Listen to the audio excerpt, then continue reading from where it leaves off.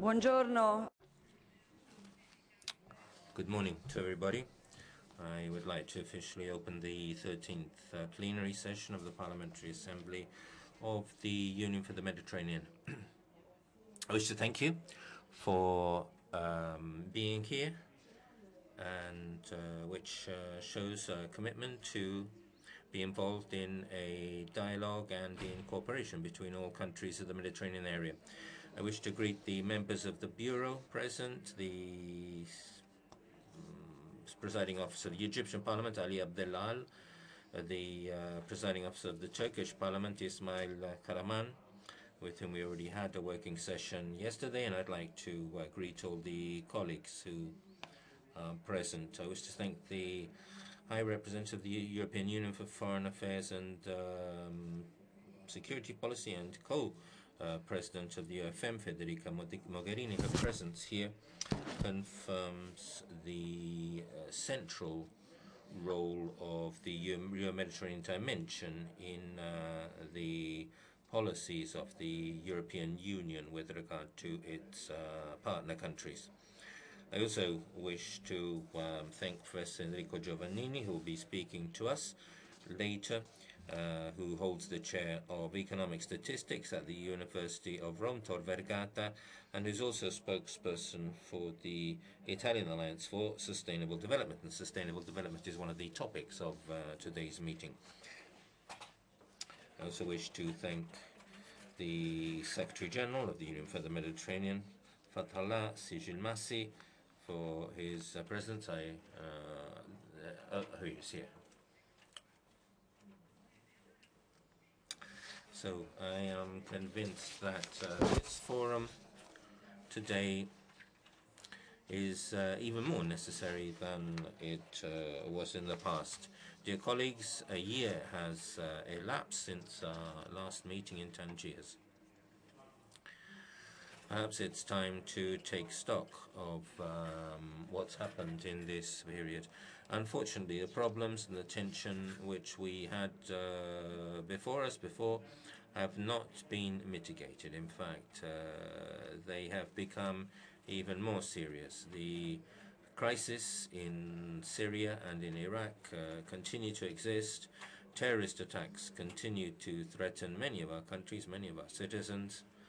Instability in Libya has not been remedied, and the Mediterranean continues to be affected by migratory flows, migrants escaping situations of violence and deprivation.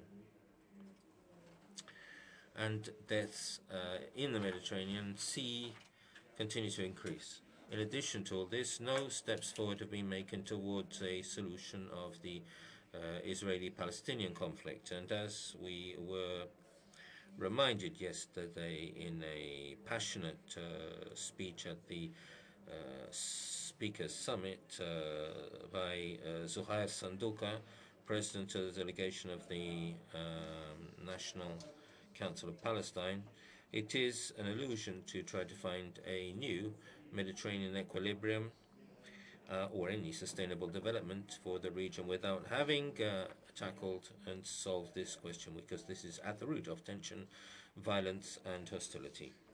All these problems which I've mentioned, all the problems we have before us, are matters which cannot be dealt with solely in a national dimension, and therefore we need to broaden our horizons. We need to boldly face up to the major issues of our time. We can no longer postpone, defer these issues. We have to understand what the correct dimension in which to deal with these issues is. I was saying previously, the High Representative, and I mentioned this yesterday, I've recently returned from an official visit to Nigeria. Nigeria is a country which has a huge potential, but which today is facing a serious economic crisis and has to deal with the challenge of Boko Haram's terrorism. It's estimated that Nigeria will double its population by 2050, reaching a figure of 400 million inhabitants, which therefore will overtake the United States as the third most populous country on the globe. Among the 180,000 migrants who've reached the Italian shores in 2016, the highest number is Nigerian. They account for 37,000 people, among which there are many women and children, which, according to our data, to a large part end up as being victims of trafficking and victims of prostitution on the streets of our cities. We can't think of dealing with these events by building walls or other forms of repression, which simply try to stave off the problems on our borders, because if we do that, we will probably find that we'll have even more serious and difficult problems. Staving off this problem from our borders does not mean solving the problem. It means postponing the problem. It means burdening our children with even more responsibilities unless we find a sustainable solution to the current situation. So I believe that we need to work to identify new initiatives for integrated cooperation, which can truly provide an alternative to the youth of these countries. Substantial investments, but also quality investments, high-quality investments, because if these countries can provide jobs to their young people, these young people will not risk their lives at sea. They will not sign up to terrorist groups. And a real alternative of welfare and sustainable development needs to be provided. So work, development, and growth are the fundamental keys to solve the tensions which impact our Mediterranean region and are also an effective antidote to radicalization and the spread of the terrorist threat. It is this kind of development is something which needs to be designed in all its dimensions, not just in the economic sector, but also from a human, social, and civic standpoint. We're living in times of great change. We are seeing a transition from forms of manual labor to artificial intelligence and robotics. Therefore, we need to enable our citizens to tackle the innovations underway with enthusiasm and effectively, and to be able to do this, but in order to be able to do this without fear, we need to implement a far-sighted policy and to provide our citizens adequate education and training. And also, we need to provide welfare systems which can sustain and support these major changes. Therefore, we need a form of development which is also sustainable environmentally. Sectors such as renewables, therefore, represent a major lever for economic growth. In this field, the opportunities before partnership between the two sides of the Mediterranean are huge, as is demonstrated by some UFM projects which target this result. There's one point where we need to be very clear and very rigorous with regard to the choices we are called upon to make. The well-being of citizens has to be center stage in our economic policies and not a marginal consideration. We cannot allow abstract economic parameters to prevail over the lives of millions of people. If we want our citizens not to feel alone and abandoned, if we want to increasingly be respected by our citizens, we need to place their well-being center stage. So by way of conclusion, I would say that we cannot use the word development unless development is associated with the protection of human rights. There's no development without human rights. In the same way, we cannot speak of democracy unless we fully ensure basic rights such as freedom of expression, freedom of the press, protection of minorities, and the prohibition of any form of torture. If we do not do this, we cannot speak of democracy. These are the principles where we cannot give way for any consideration, not even in the name of security or public order, because these are the principles on which our international community is based. Our parliaments represent millions of women and millions of men, and are the expression of histories, cultures, and religions which are different. But all these women, all these men, all share the same hope. They all look to the future with the hope that there will continue to be peace, freedom, and social justice. And so it is up to us, dear colleagues, not to disappointment and to achieve this hope. And I hope that this too will be an opportunity to move towards the dimension of hope. Thank you.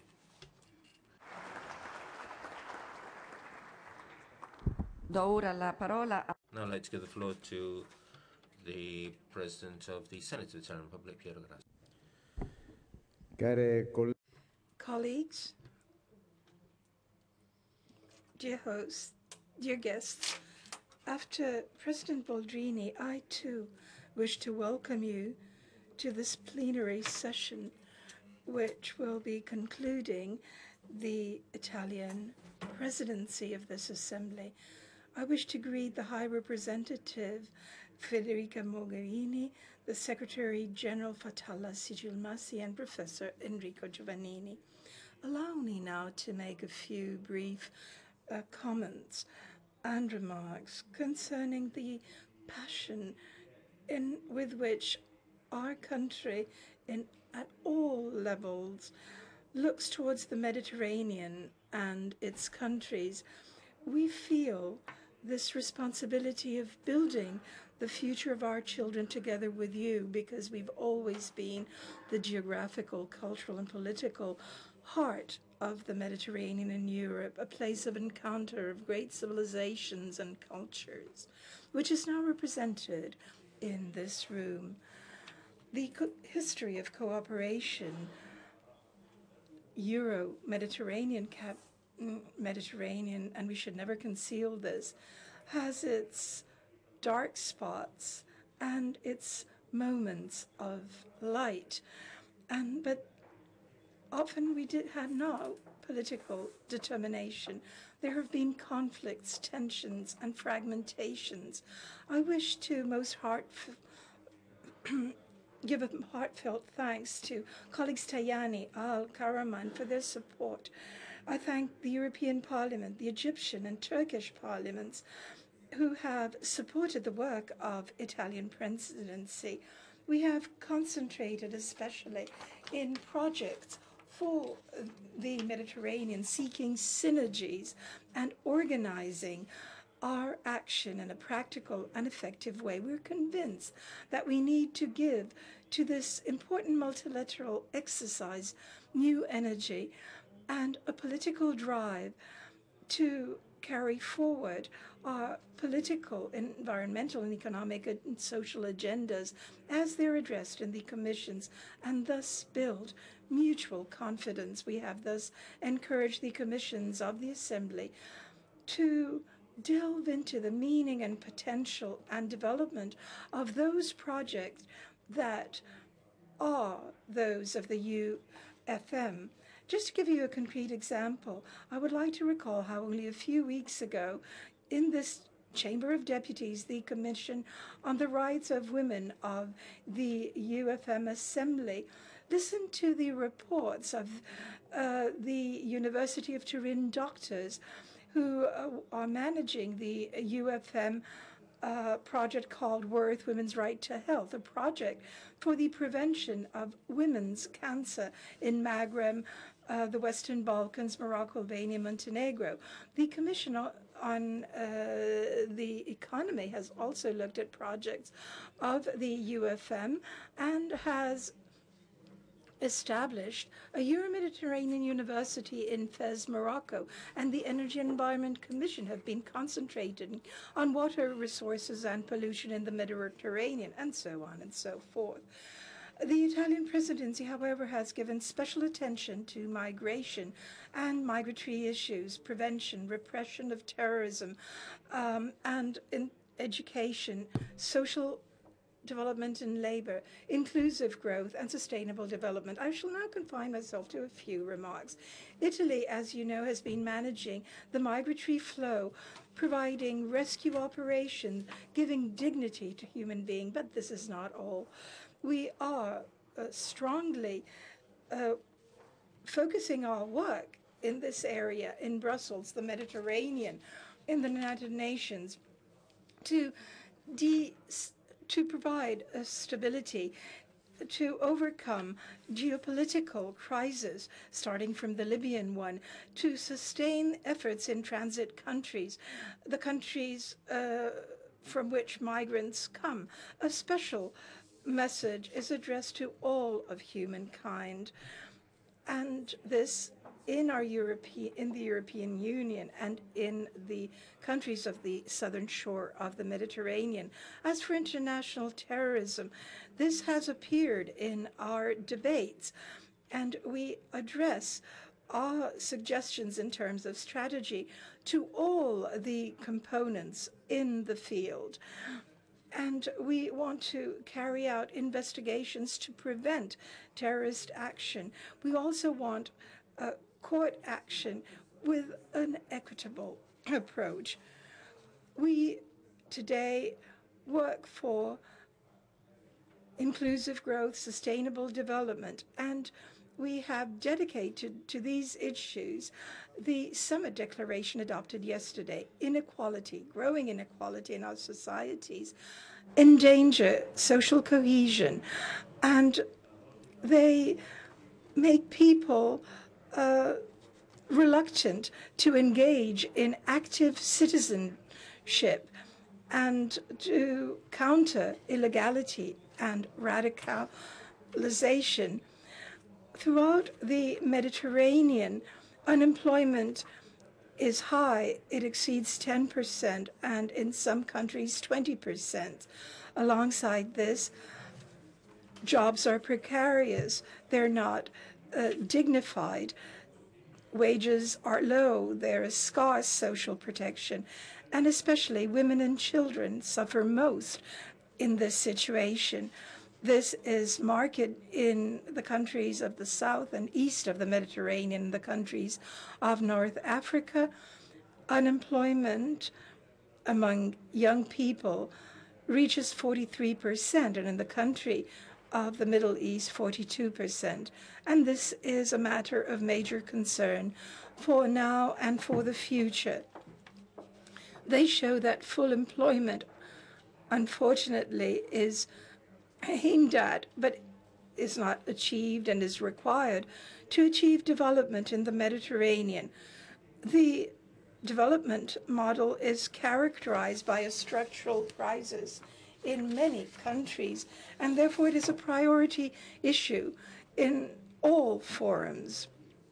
As members of parliament, as policymakers in our countries, we need to engage to remove obstacles such as the lack of dignified jobs, because they limit freedom and equality among citizens, and they are an obstacle to our cohabitation. As members of parliament, we need to respond to the concerns of our communities and public opinion and call for our governments and in European institutions to become ever more determined and effective and timely in promoting Euro-Mediterranean strategies for labor aimed at training, technological innovation, creation of new entrepreneurial activities, and factors such as social justice, giving more opportunities and resources to all,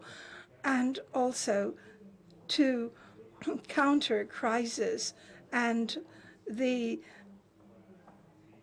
terrible appeal of the false myth of fundamentalism. The Parliamentary Assembly of the Union for the Mediterranean needs to commit and work with the contribution of all to improve the effectiveness of its action and sustain a reform process that can endow the organization with a permanent structure and simple and stable and sustainable funding mechanism. It is our responsibility as policymakers and parliamentarians to achieve a future where citizenship is not only built on religion, nationality, language, and ethnicity, but rather on sharing of values, dreams, and hope, and on the will to engage for the common good. Thank you for your attention.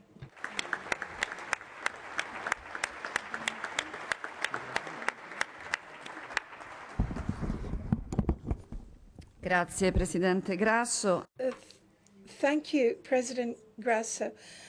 The next item on our agenda, colleagues, ladies and gentlemen, is the approval of the minutes of the 12th meeting of the Plenary Assembly, which was held in Tangiers on the 28th and 29th of May 2016.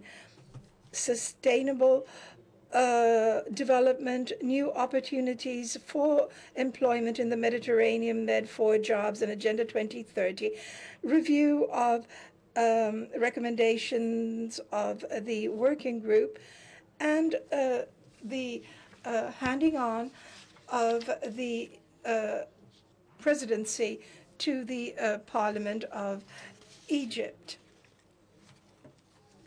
This is our agenda. I hope it is now adopted. Let us now approve the minutes of the 12th meeting of the Plenary Assembly held in Tangiers on the 28th and 29th of May 2016. In Tangiers, the 12th meeting of our Plenary Assembly was held, and the Moroccan presidency distributed the minutes to all national delegations. If there are no comments, no remarks, the minutes of the Tangiers meeting stand approved. We can now take item 2 of the agenda. The recommendations of our commissions, and I shall be giving the floor over to them. But after that, whoever wishes to speak will have to sign up on the speakers list so I can give them the floor. I shall now call on Federica Mogherini, the High Representative of the Union for Foreign Affairs. Thank you, Laura. Thank you, Piero. First, Giovannini, a few words in Italian. Lost the habit. First of all, to share with you the great emotion I feel as an Italian to return to this hall where I've done so much work with people who, both with colleagues from the European Parliament and the Italian Parliament, also to place centrally to attention of national parliaments' common work for the Mediterranean. I wish to thank the presidents and the deputies and the senators who've been present at the proceedings. In the last year, the European Union has invested greatly in the role of the Mediterranean, also thanks to Italy. Mediterranean is a European sea too, and when we work for the Mediterranean, working for our own security, for our own stability, and for our common region. In recent years, the Union for the Mediterranean has entered a completely new phase, and together we've begun to explore its potential to the full. In this year, work has continued at a very high rate with concrete works, and we have revitalized our work also thanks to the commitment of Italy and the European Parliament, which I would like to thank. I'd like to speak today of some of these concrete actions, particularly how we can create new opportunities for those who have talent, ideas, energy, but don't find space, resources, and the opportunities to express their potential, north and south of our Mediterranean Sea. And at times, our conception of north and south of the Mediterranean is a bit stereotypical. Recently, I went from Tunisia to Malta, which holds the presidency of the European Union. It's not a trip northwards, it's a trip southwards. So I think we have to consider that we should consider our sea as something which joins us. Egyptian colleagues who will hold the presidency for the next year. Je suis aussi très heureuse de voir ici avec moi. Very happy to see with us the Secretary General, Atalasi Delmasi. I think this is a signal of excellent cooperation between the Secretariat and the Parliamentary Assembly, and I'm very glad to be able to work even more closely together. We'll continue to invest in this cooperation together between the Secretariat and the Parliamentary Assembly. We are together in this Union for the Mediterranean because we not only share a geographical area but also opportunities and challenges in common. Sides of the Mediterranean much more similar than we realize. Large part of our societies, both in Europe and in the Arab world, feel that the system is not working for them. And I would like to start from here. As we are here, institutions, members of parliament, you know this story very well. Young people who cannot find a job, either a good job or any job at all, women who don't get the opportunities they deserve, and that would make our economies and societies much more prosperous, civil society organizations which cannot find any space or any support at best, or in too many cases come under direct attack. Many of our people, both north and south of the Mediterranean, have the impression that they're not listened to, that they don't have a say, a role, and that the system, the institutions, are not working. And if they are working, they're not working for them.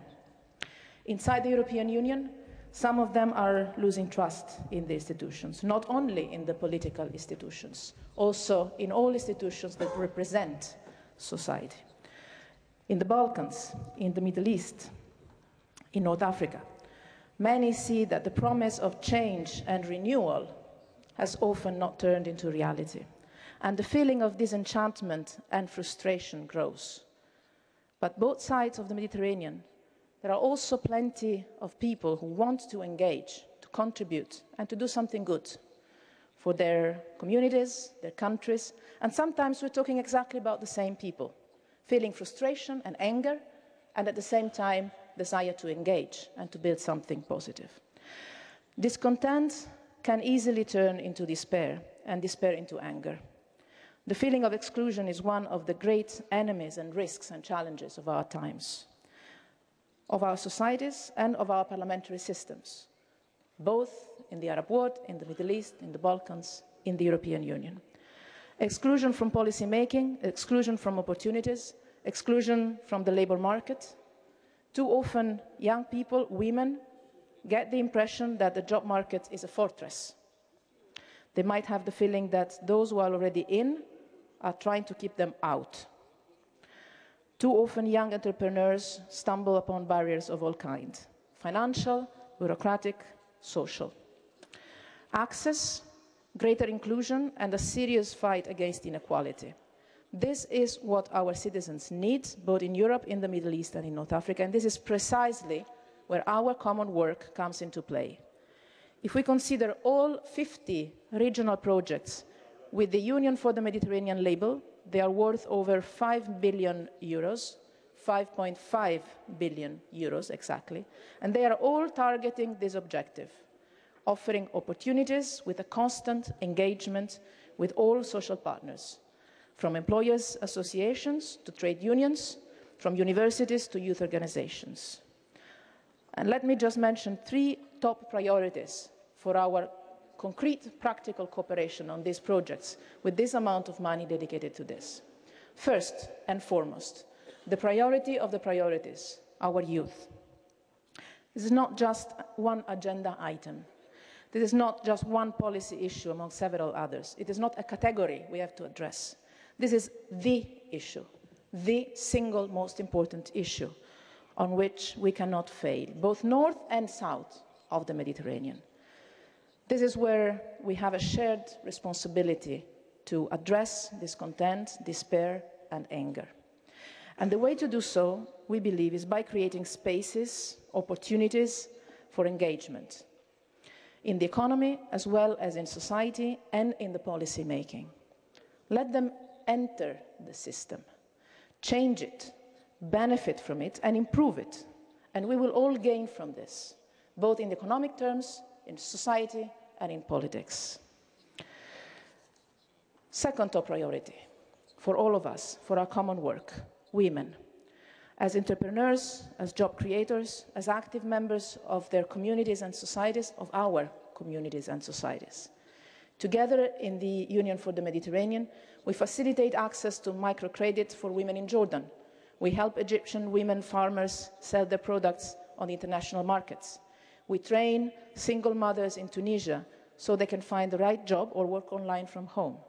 These are all small but big real stories, real lives that have changed and continue to change every single day thanks to our common work. And this also benefits our societies in their entirety. Because when women are not empowered, it's a loss for all, not just for women. Third priority of our work, one issue that is not always easy to face and to tackle, and even to recognize as an issue in our societies. Informal economy. We have to work to help formal economy to emerge. For instance, with the Med for Jobs initiative. It has a very measurable impact on the workers and small entrepreneurs who decide to formalize their business. They receive better protection against unfair competition, more guarantees and better opportunities, for instance, to receive credit from a bank.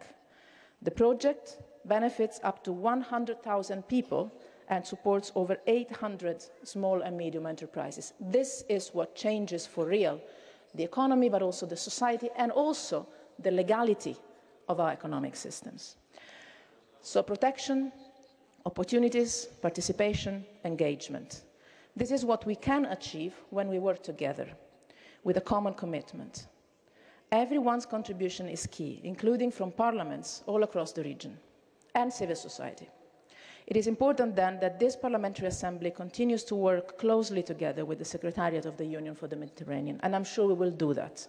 It's a teamwork, and it's the only way we can deliver for our citizens. Because the era when governments alone or national parliaments alone could change a country's economy through central planning is long gone, if it ever existed. We need to mobilize the greatest number of social actors and to work across the board. We need to protect and engage the highest number of people, and this is only possible if everyone recognizes it and is ready to make their part, in partnership, in full cooperation, in our Union for the Mediterranean. Let me conclude by saying a few words again in Italian. Il mare che The sea we share, which has divided us at times in history. Mr. Grasso reminded us that this is a history of lights and darkness. We fought each other over the centuries. We've seen periods of competition, conflict, colonialism. Today, around our sea, perhaps there is a higher number of crises and less integration than anywhere else in the world. In the European Union, we're convinced that two things are interlinked.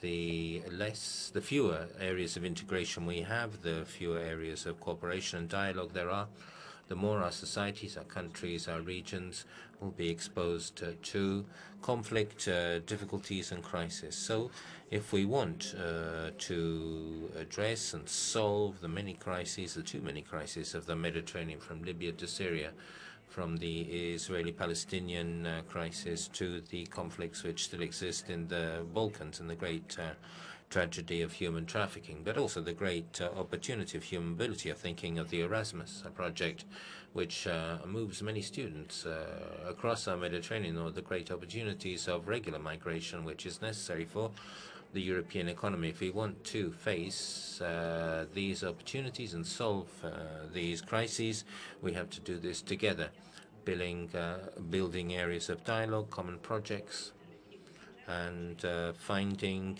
areas where we can converge to break down walls and build bridges and overcome the physical separations and sometimes the mental separation which we build in our minds, leading us to think that there is more which divides us than unites us. The European Union was born 60 years ago here in Rome, when 6 countries, which for centuries had fought each other, understood in a very simple but bold insight that cooperation, starting from economic cooperation, was more convenient for their citizens than competition and conflict. From that simple and bold insight, from the brave political decisions which that generation of women and men, mothers and fathers of our European Union took, we have seen the greatest project of peace and development in history. Common projects, integration, and this is the lesson which the European Union has learnt and lived. There's still a lot to change, to do, but with a great determination to continue to do this together. And which today we live in our European Union together. We see that there's a lot of work to be done, but I want you to understand that the European Union is determined to do this together. I think yesterday the Prime Minister spoke of a new order for the Mediterranean to be built together. The European Union is there to save lives, to protect rights, and to offer opportunities to ensure security, participation, and democracy around our Mediterranean Sea, in Europe, in the Balkans, in the Middle East, in North Africa. And I therefore wish to hope that this is going to be a very fruitful meeting for all of us. And I also wish you courage, because this is not a simple time for our Mediterranean, but being here together in these days of work, which are demanding but also full of satisfaction, we can see a response. The response is to work together and to find common ground. Thank you.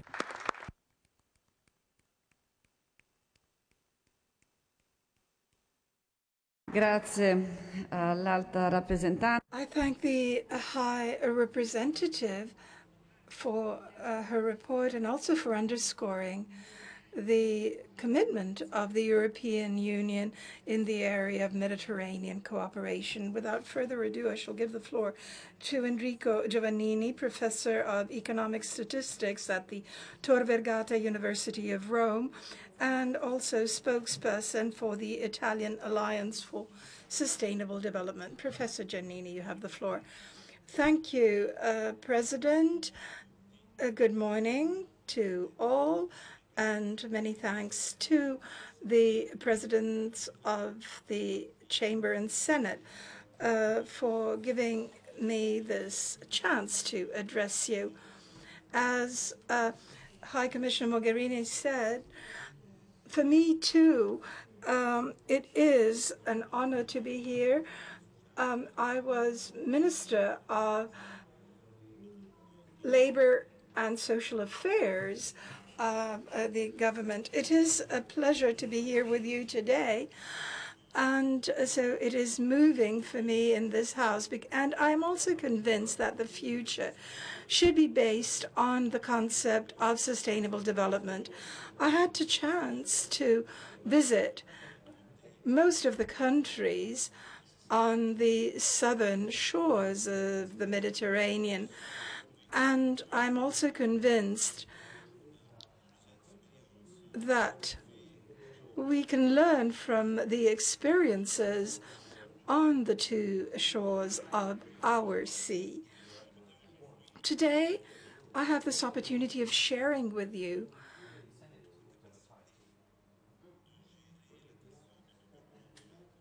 approaches to managing sustainable development. It is a complex issue, and I would like to share with you ideas that can be of use to you in your work. And now I shall speak English.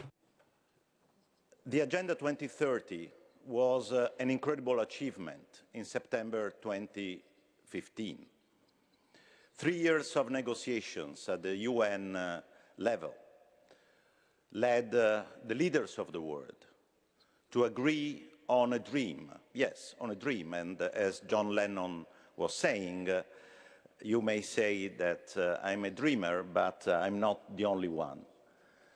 And when the leaders of all different countries in the world agreed that we have to rescue our planet, our societies, that we have to move to a concept of sustainable development which is not just the environmental side, but recognizing the economic, social, environmental, and institutional dimensions of sustainable development are so interrelated that we need to change dramatically the way in which we do policies and we engage public sector, private sector, citizens.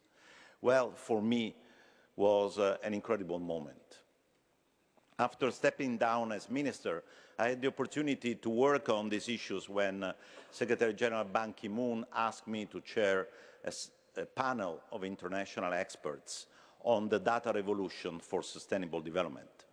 I'm an economist by training, but I worked a lot at the OECD and other institutions as a statistician.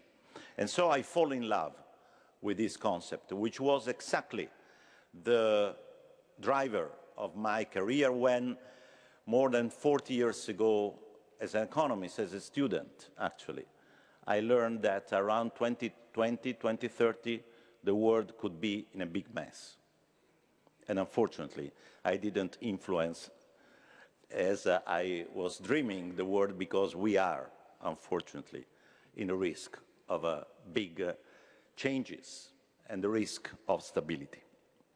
This is why in Italy we established the Italian Alliance for Sustainable Development, which has just a little bit more than 1 year of life, but now brings together more than 160 organizations, second-level organizations, business associations, trade unions, foundations, volunteering organizations, and universities, and so on and so forth, trying to understand how the Agenda 2030 and the 17 Sustainable Development Goals could be implemented and achieved, not only in Italy, but of course elsewhere.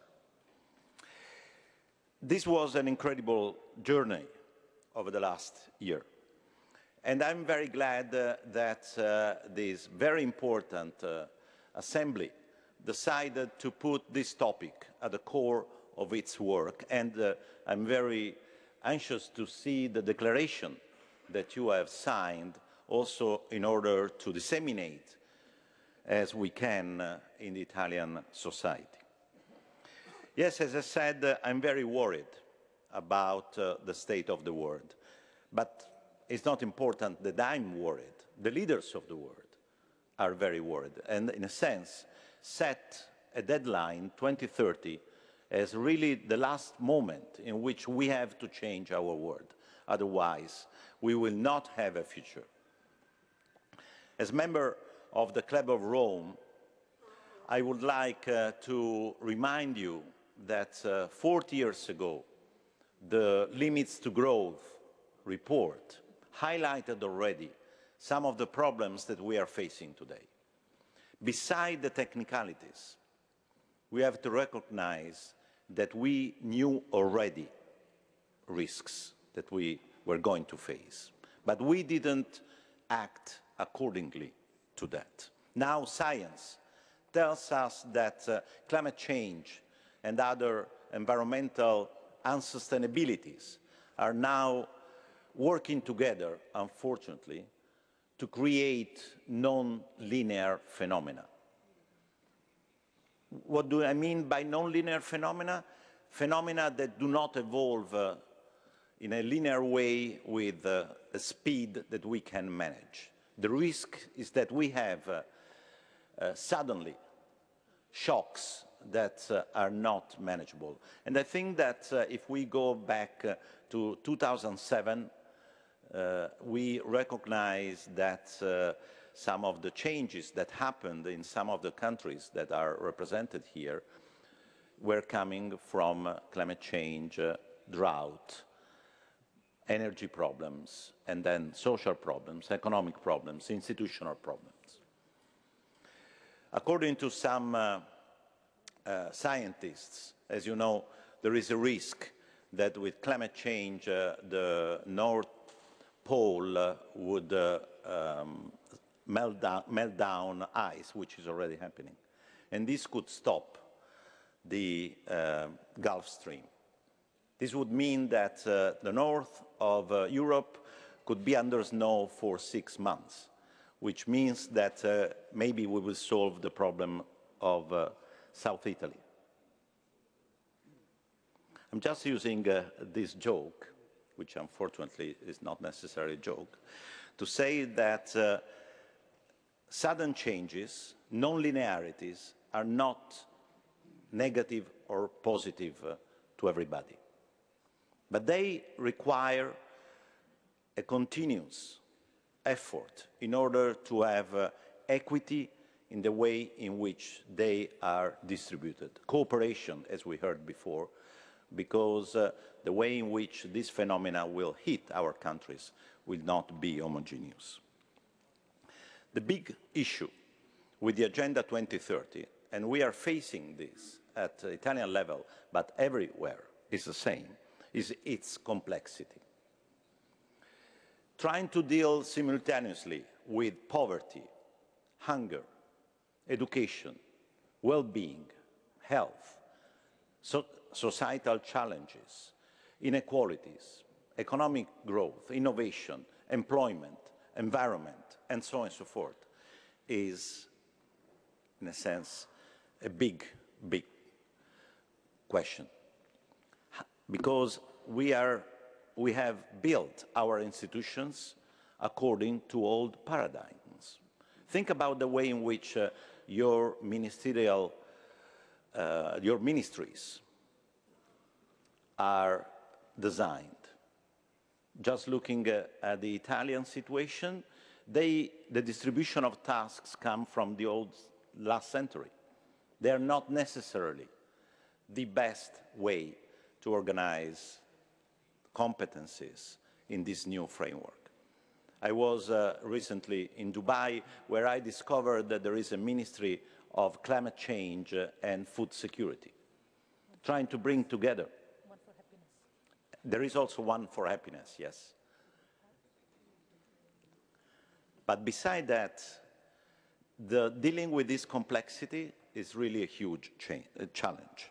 And there are two approaches. I saw that also at European level, and I had the privilege to be a consultant to the European Commission on this. First reaction, look, guys, this is too complicated for me. I have already to deal with very complicated issues in my portfolio, and you want that I take care also all the interconnections? No way. Thank you. Second possibility. Oh, I deal with education. Is education one of the 17 goals? Yes, okay, I continue to do what I'm doing, but at least I can be coherent with this framework, and nothing changes. The third opportunity is to accept the logic of complexity and change our policies. How? That is the big question. And I will devote the last part of my speech on some concrete recommendations that we have developed. And by the way, I saw also at European level the challenges that people like Federica Mogherini, who are pushing very much on the external dimension of sustainable development. She is one of the main advocates of the Sustainable Development Agenda in the Commission, faces problems when the internal dimension needs to be addressed. And policy coherence is a great word, but very difficult to achieve. Now, how is possible to achieve? First, this is a multi-annual agenda. And our economic and political systems are not necessarily designed to pursue this kind of long-term agendas. In Italy, for example, we are supposed to have general elections every 5 years. As you know, we like so much elections that we do them more often. But can we really hope that a government that lasts for a few years can design a 15 years agenda? That is a problem. Therefore, we need more. How? Let me go very quickly. First, our recommendation for governments and parliaments, the first recommendation, a little bit provocative, is: have you checked whether in your constitution there is the concept of sustainable development? In the Italian constitution, one of the best in the world, I think, it was written 17 years ago. And of course, this concept was not there. France, Switzerland, and others have or are changing their constitutions to include this concept in order to be sure that this is a principle, a fundamental principle of all actions. Second, all countries who have proposed and presented their strategies for sustainable development to the UN high-level political forum put this responsibility on the Prime Minister, because the policy coherence must be assured by the Prime Minister with different forms. Third, you need, when you do policy impact assessment, do that, take into account the 17 goals. Europe has a fantastic system to check each and every legislation with this kind of approach. It's a little bit complex, but you must, as I said, accept complexity. Maybe you can learn a little bit from the European Union how to do that. There are some countries who are already checking each and every bill vis-à-vis the 17 goals or the different. And we are very proud in Italy that now we have included in the economic and financial planning the indicators on what we call equitable and sustainable well-being. So every year the government, when it presents its plans for the future, 3-year plan, has to say, this is the impact that we expect on CO2 emissions, on inequalities, and so on and so forth, not only on GDP, public deficit, or public debt. Last point, dialogue with civil society, because the civil society has more stability than the government. Therefore, you must engage civil society in this long-term planning. Second area of work, your work, parliaments. We have discussed with the presidents of Chamber of Deputies and the Senate how eventually implement this in our branch of the parliament. First, training of all staff that work in the Parliament. So when they help parliamentarians to deal with specific bills, they must have the 17 goals in mind in order to see the connections. Second, maybe you can introduce in the papers that you produce in your parliament codes that relate those documents to the 17 goals or the 169 targets. That is a very easy tool in order to show the interconnectedness of different activities. Finally, maybe you need a permanent commission in order to look at the work of the different parliaments across the board, because different commissions deal with different SDGs. But if you want to provide an overview on how the Parliament as a whole deals with the agenda, this little change can help a lot. Let me conclude with the need of cultural shift. This kind of agenda cannot be implemented, and therefore Sustainable Development Goals cannot be achieved without a very strong involvement of the private sector and of the civil society. The good news is that a lot of companies now recognize, even multinational companies, that the SDGs and the Agenda 2030 is a great business opportunity. So you have to engage them. And then, of course, as I said, the civil society, also to run education programs. I'm very happy that the Italian government has decided to launch an education program so each and every boy and girl that will go to school will learn about the Agenda 2030 and the 17 goals. The Italian universities have established a network of universities for sustainable development. 60 universities already joined. And it's not only about doing research on that, but is to teach all students about this, no matter what is the topic that they are studying.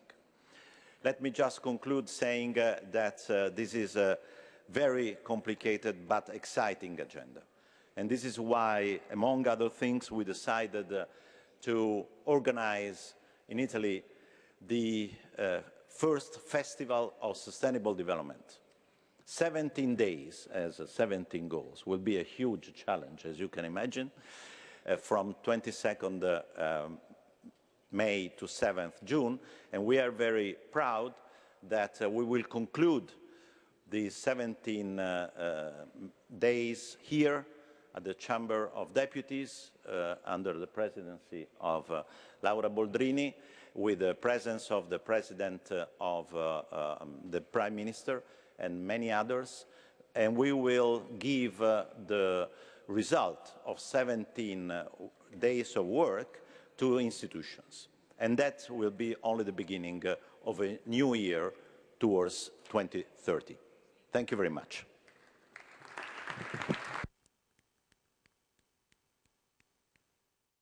Grazie, Professor Giovannini, per... Thank you, Professor Giovannini, for giving us your views and concrete subject matter to submit to all of society, to bring the contribution of academia and civil society.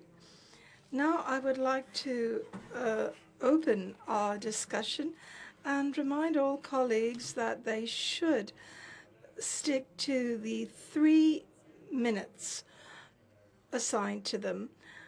I shall now give the floor to the President of the Assembly of Turkey, Ismail Kahraman. Oturumun değerli başkanı, saygıdeğer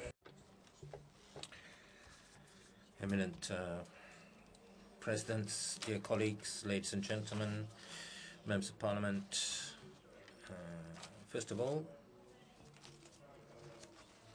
I wish to say a few words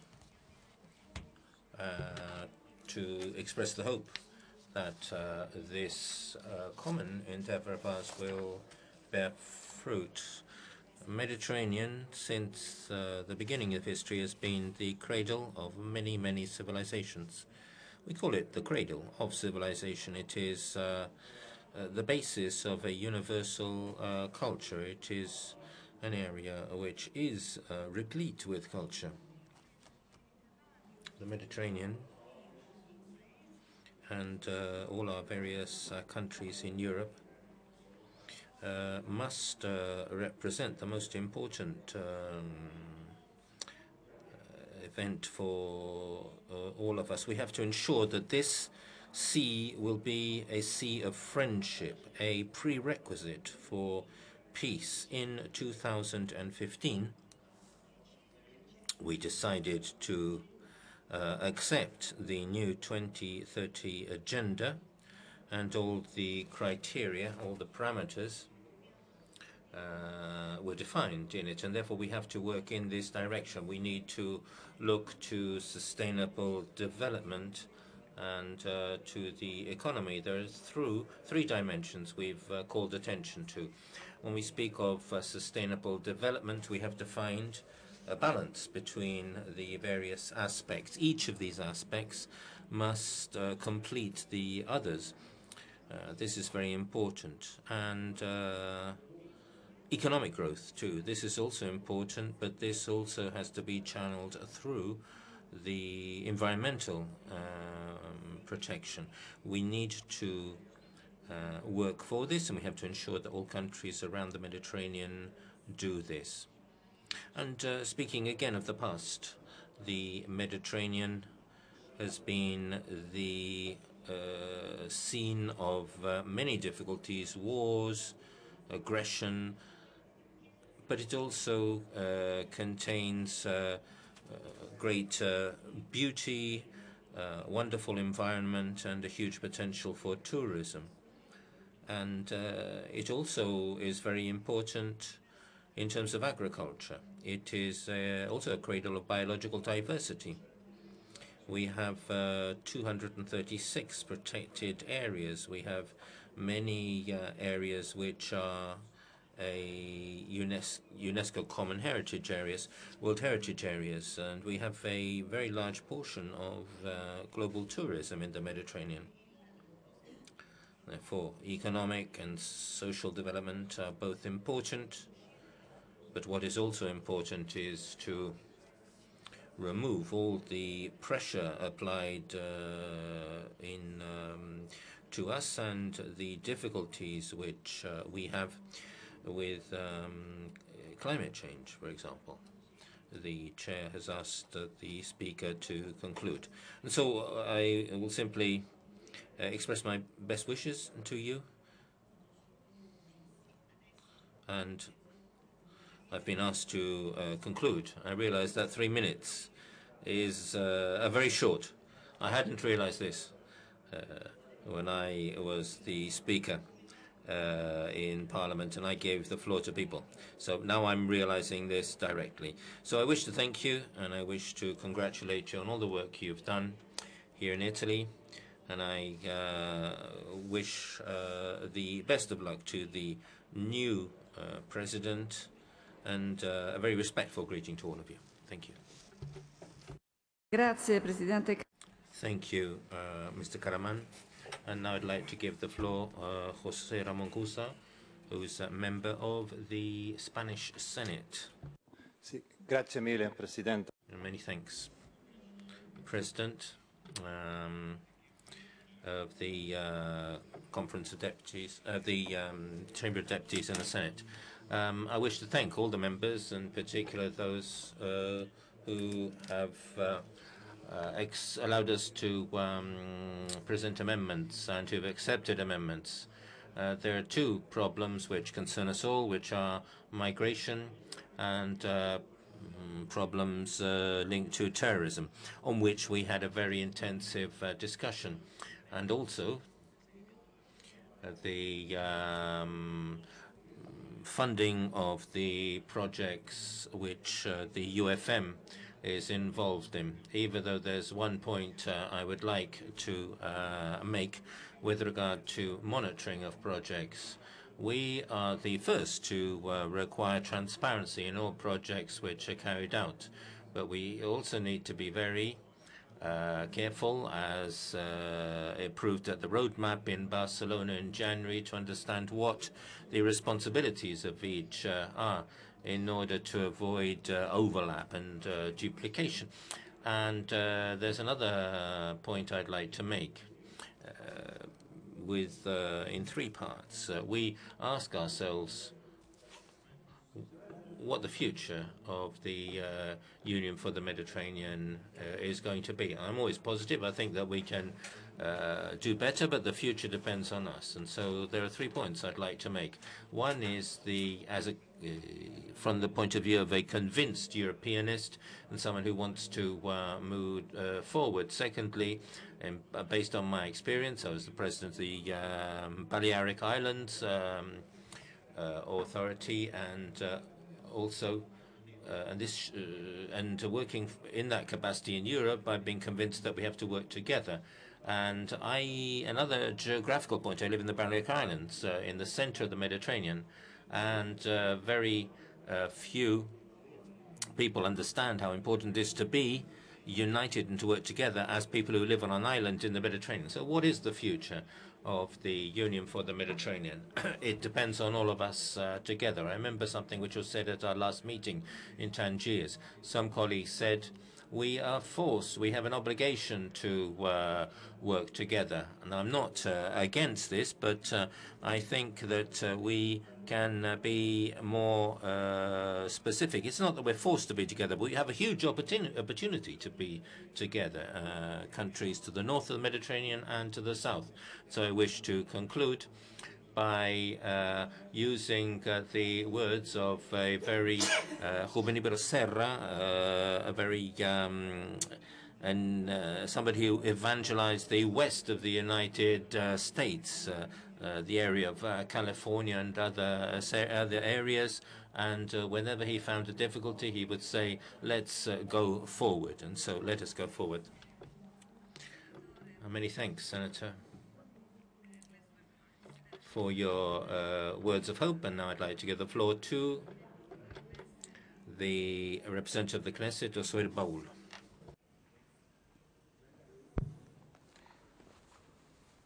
أبلغ من العمر 66. قامتي طويلة.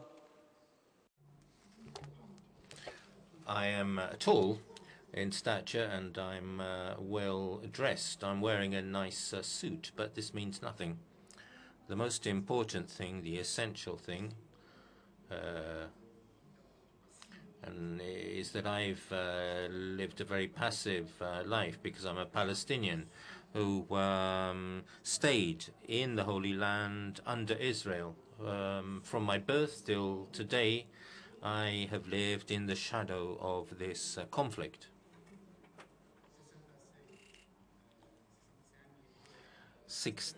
I'm 66, and I hoped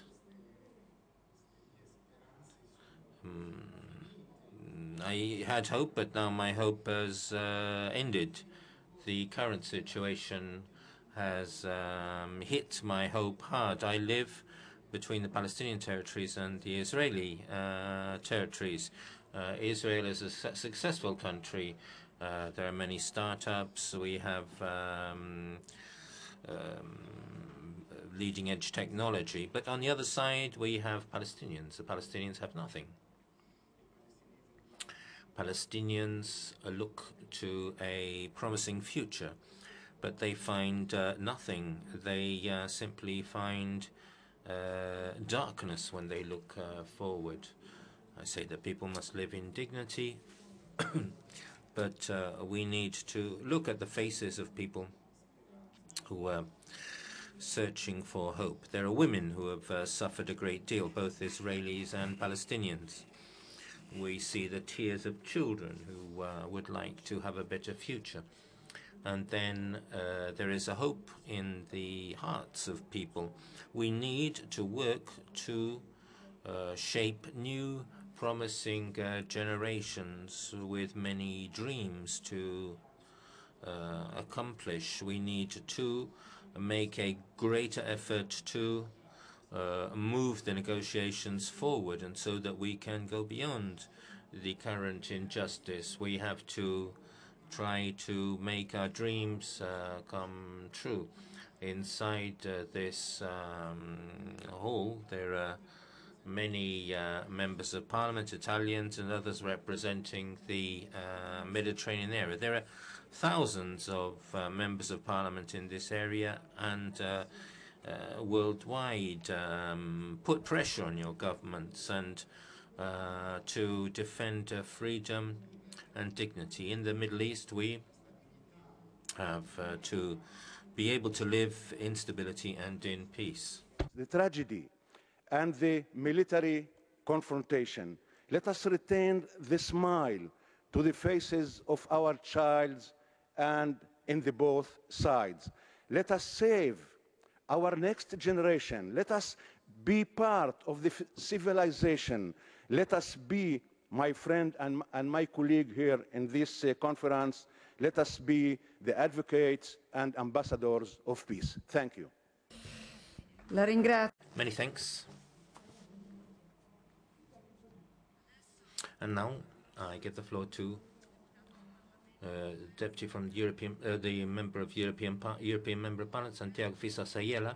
And I'd also like to say that since we have a very a high number of European members of Parliament at the Bureau meeting, we decided that all of them will be allowed to speak, but the time we'll be allotting to them will be shorter, and therefore the time for European members of Parliament is going to be 1 minute.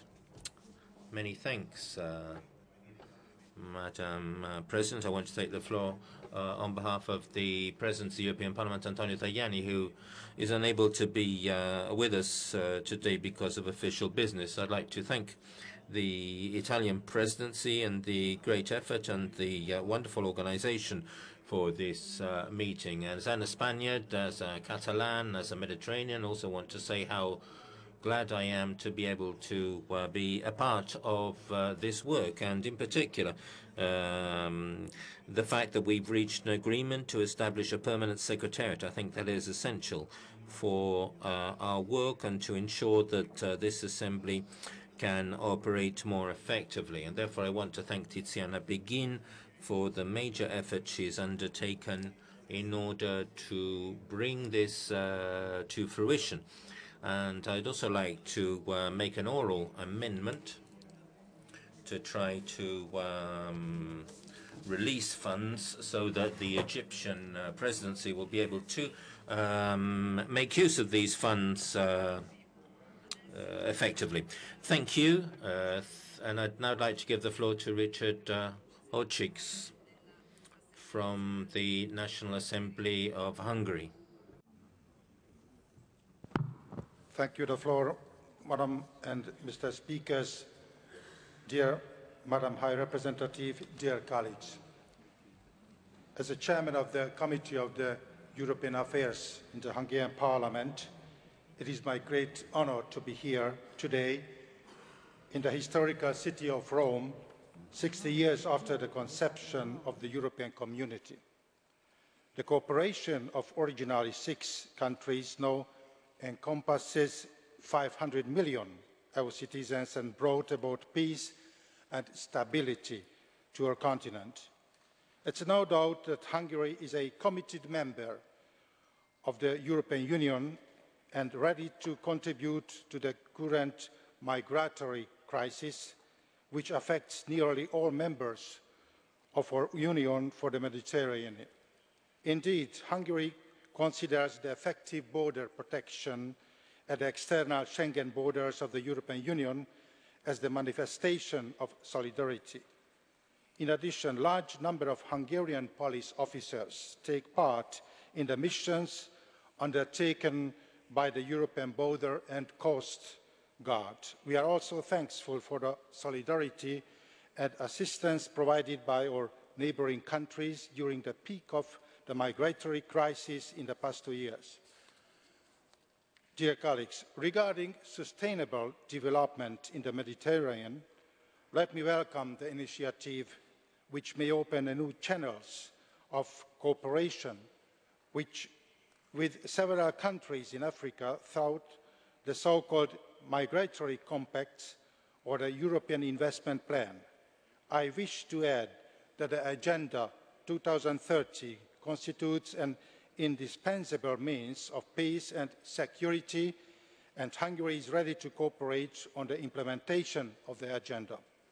Finally, my dear colleagues, let me point out that the issue of sustainable water management has always been a priority for Hungary, and we strongly promote the implementation of the targets on water and sanitation. Sustainability should also guarantee water security, including the peaceful management of shared water resources. A challenging period of the European integration and the brutal attacks against European democracies call us, my dear friends, to intensify our efforts to provide vision for our children and grandchildren, a vision based on peace, solidarity and sustainability. Thank you very much for your cooperation. Molte grazie. Adesso do la parola. Thank you. I give the floor to Ali Erkoskun of the National Assembly of Turkey. Sayın Başkan, değerli meslektaşlarım. Thank you very much, President, and thank you, participants.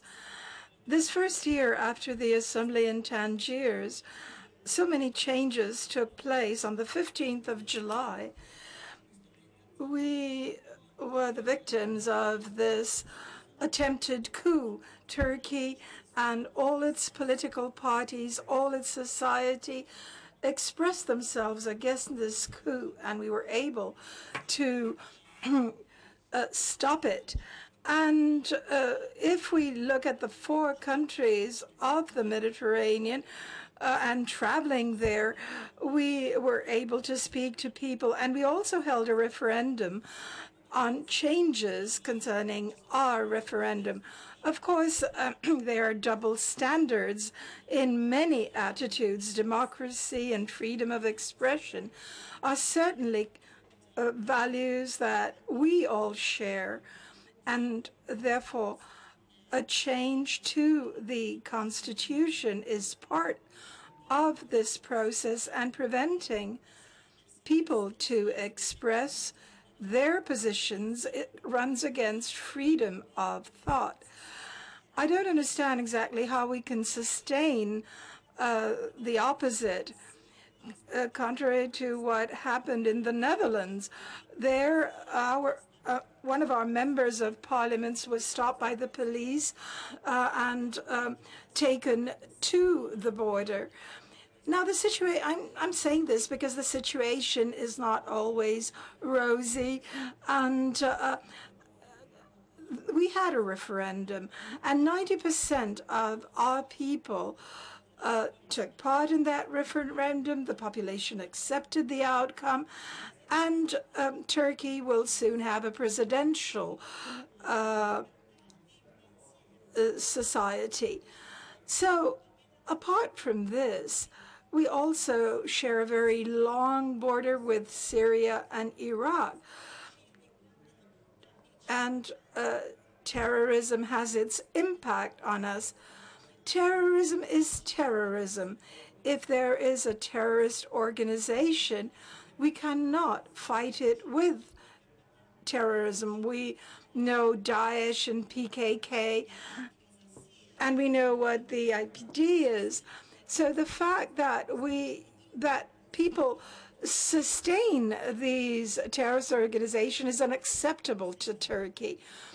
We in Turkey are the victims of the situation. It is our right to intervene when we believe we should be intervening. And to conclude, I wish to thank the President, thank you all for your attention. La ringrazio. Adesso do la parola a... Thank you. I now give the floor to Gilles Pagnot from the European Parliament. Yes, please, you can use your microphone. Madam President, Secretary General, there are three challenges that we all share, we countries of the Mediterranean. First, we have the migratory problem, and apart from all our policies we have developed in Europe, in the European Union, we are now faced with a new economic paradigm along the axis of Europe and the Mediterranean. We have now an economic development that we can offer to sub-Saharan Africa so that they can have a decent livelihood in their countries. But we need to fight against terrorism and cyber terrorism. Everywhere in the past 2 years, we've fallen victims to terrorism, and everywhere cyber terrorism was at the root of these developments. In the Mediterranean, we need to build a cultural policy, an intercultural policy that we can all share collectively. Thank you, Member of Parliament. And now I call on Konstantinos Spartinos from the Greek Parliament. Mrs. Chairman, Mr. Chairman, dear colleagues, ladies and gentlemen, unemployment, insecure working environments, informal economy, economic recession, refugees and migration matters are crucial problems faced in the euro-Mediterranean region, and therefore the efforts of our Assembly aiming to address them are welcomed. We have to admit that the implementation of effective and durable strategies for promoting employment opportunities and sustainable development address key strategies priorities in the Mediterranean region. Despite the diversity of national situations in our countries, there are common and crucial structural challenges. Besides, the arrival of a large number of migrants and refugees, which is caused by several socio-economic parameters, as well as the continuation of the war zones' existence in eastern and southern Mediterranean, objectively reinforces the informal economy and represents a heavy burden for the host countries. Greece has a deep experience on the matter, as well as Italy, speaking just for the countries of the northern coast of the Mediterranean. We have to work together to elaborate a shared migration strategy in the region, to promote economic and human development, and at the same time addressing current challenges related to human trafficking and smuggling. We need to give hope to stop the unacceptable number of deaths occurring in migration and refugees tragedies in the Mediterranean, to put an end to the violation of human rights and support the countries on the front line of the reception of migrants and refugees. We estimate at this point that the European Union has to make more efforts, both at the level of implementing common policies, as well as at the level of taking practical measures. We have as well highlighted that we need to streamline the objectives for employment and decent work in all cooperation areas. In addition, national authorities should develop comprehensive strategies for employment and decent work for both women and men, promoting the necessary policies and reforms. We should make the most of the comparative advantages in the international division of labour while targeting job-rich sectors, having in mind that the sectors which drive GDP growth are not always employment or decent work friendly. Thus, we have to tackle the lack of job opportunities, respecting social and labour rights, and not letting people stuck in a cessation of short-term or limited hours contracts as a result of lacking other opportunities. We have also to press on the involved parties, national and international, and insist on putting an end to the real causes that create wars and produce refugees, yes, and migration flows. Thank you very much. Thank you very much. Now, adesso do la parola. I shall now give the floor to Swahir Samduka from the National Palestinian Council.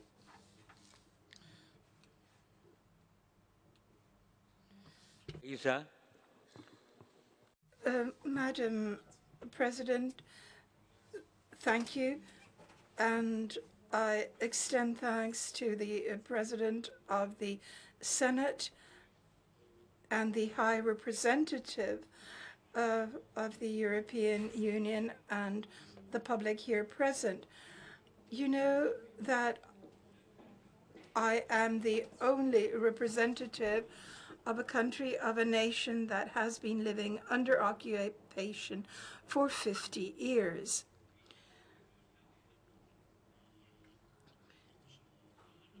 At the summit meeting yesterday, I said that if Palestine were an European country and an occupied country, would have Europe pass the situation under silence for 50 years? Would Europe have accepted the racial laws approved by the parliament of the occupying country? I'm speaking of laws concerning citizenship that give legality to the seizure of the homes of Palestinians, houses that are private property and could not be seized under Israeli law. But now a new law has been approved to give legality to the building of 40,000 houses on Palestinian territory, which is private property. We've heard people speak of nationalism, but Jewish religion is considered the law of Israel.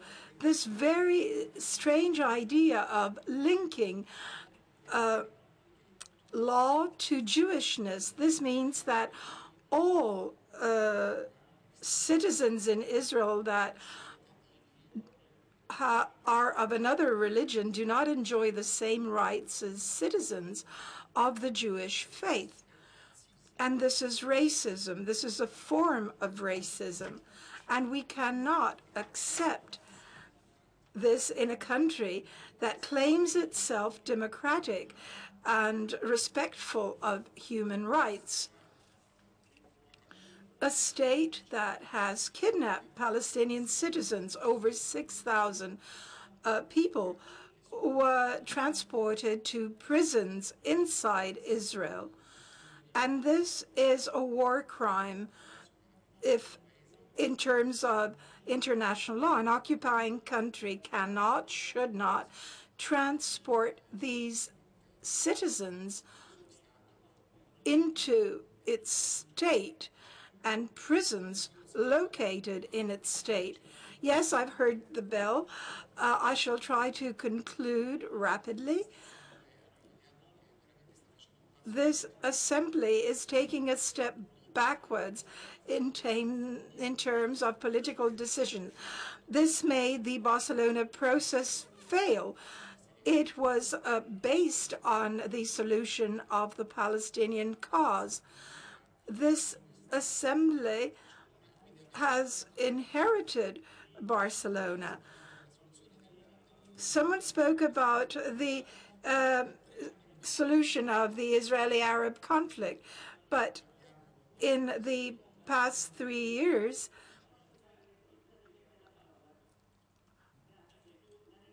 I'm sorry. This is a step backwards. I'm sorry. We have rules. I'm sorry. Thank you very much. And now I shall give the floor to Pavel Velichka from the European Parliament. Excellencies, ladies and gentlemen, the Mediterranean has a number of challenges, but it also has an enormous potential. We all agree that one of the ways how to unlock the potential is sustainable development. That is agreeable, and that is what we have agreed. The question, therefore, is how do we do it? In 1 minute, I cannot go into too many concretes, in fact, into non-concretes, but let me make just one point. Federica Mogherini has spoken about the fact that the system doesn't work and that there is a lack of confidence in the system. What does it mean? We need systemic changes. We need reforms, and with those, we are able to move. But what does it mean, in fact, in our bilateral cooperation? We have a number of policy instruments in place, and I think that we should make sure that these will, as well as projects of assistance, programs, will lead to these systemic changes. But we also need reforms on our side. So I think that there is an enormous set of objectives in front of us. Now, let's work on that. Let's see what also this Parliamentary Assembly can do in terms of measuring the concrete progress. Final remark. That is possible only if we respect human rights and we unlock the freedoms, and also security, sustainability is key for our citizens. Thank you. Thank you. Allora, adesso do la parola a I shall give the floor to Marc Lacroix from the Spanish Chamber of Deputies. Thank you, Madam President. At the outset, I would like to thank the organization, the Assembly, our Italian colleague, for these 2 very interesting days here in Rome. As the ancient Romans used to call it, the Caput Mundi. And I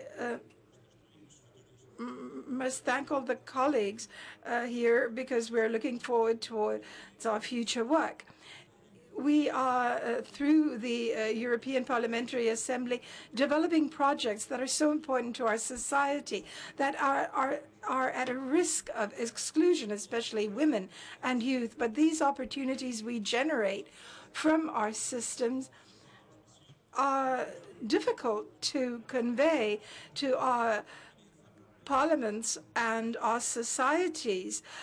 So I would like to ask our assemblies, our commissions, the presidents of these commissions to make an effort so that we can become proactive in taking to all of our parliaments these projects which are underway and the future projects that we shall be developing, so that we can bring the news of everything we're doing, everything we're generating to our parliamentary commissions, to our parliaments, and basically to our societies, so that the Parliamentary Assembly can be better known, so that we can be a proactive party in speaking about all these activities we generate. Ultimately, we have spoken about these opportunities in our committees and whenever we meet,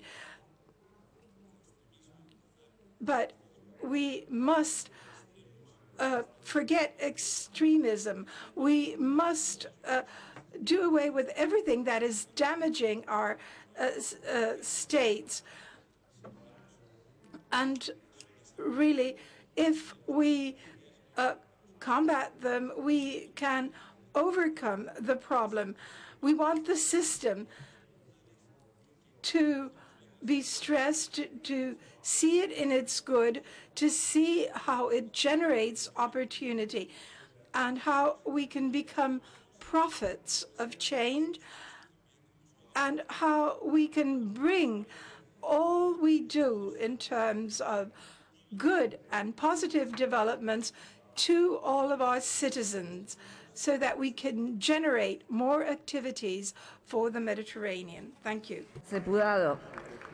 Thank you, Member of Parliament. Paloma Lopez Bermejo from the European Parliament. Buenos días y gracias, Presidenta. Good morning and thank you, Madam Chair.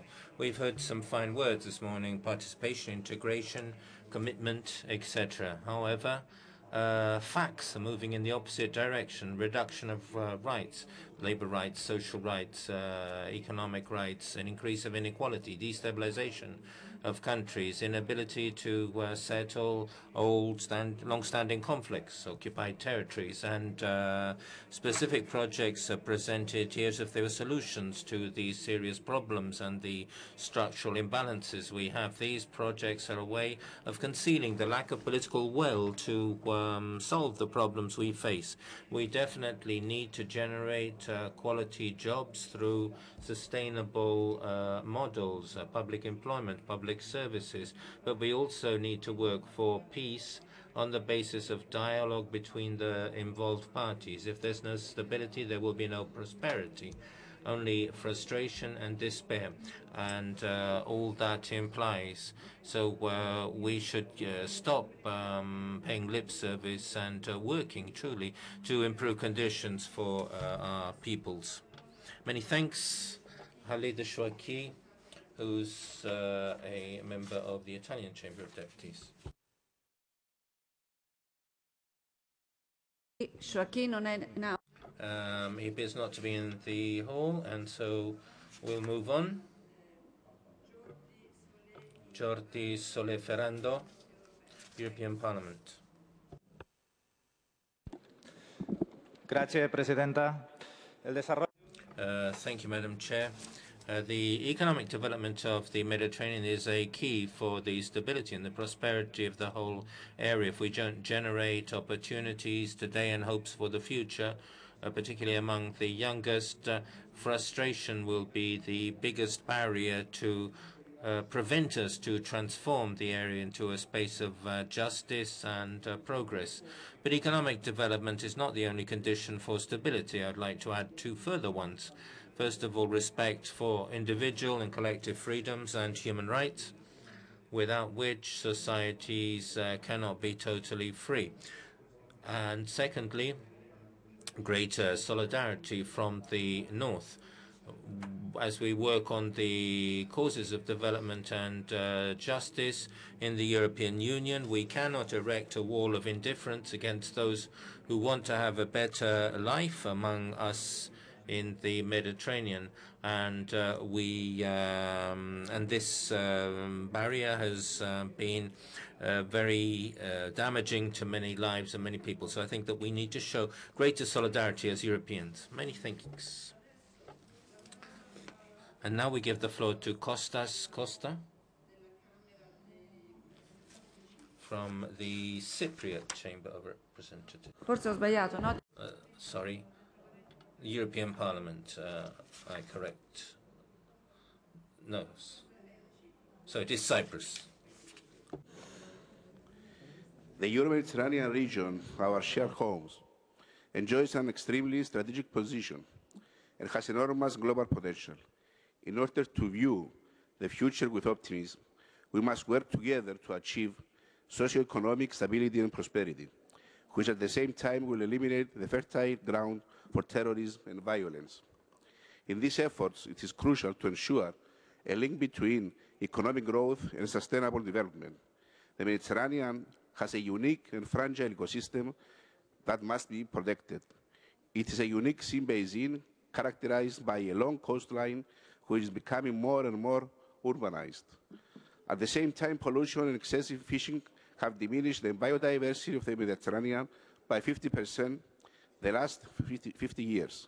In this respect, we salute initiatives taken by both the European Union and the Union for the Mediterranean, initiatives that allow us to work together in promoting sustainable blue growth and jobs while preserving the fragile ecosystem and biodiversity of the Mediterranean. Cyprus' position at the southeast extreme of the EU lies in a particularly complex geostrategic location.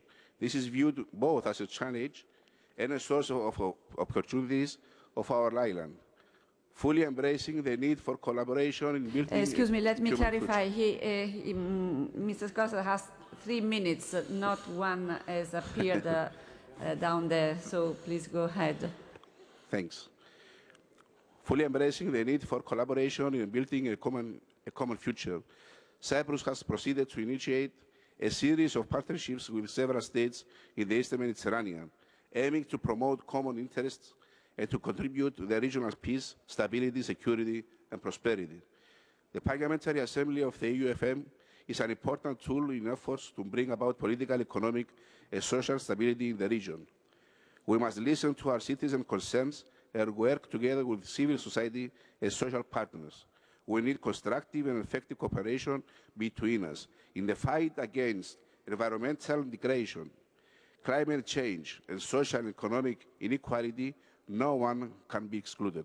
Thank you. Thank you very much. And now I give the floor to Ahmed Abdel Vice President of Representatives Jordan.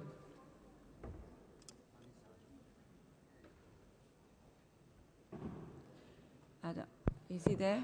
شكرا سيد الرئيس بالبداية. Thank you, Madam President.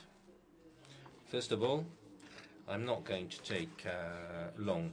I would like to speak about the impact of Syrian refugees in Jordan.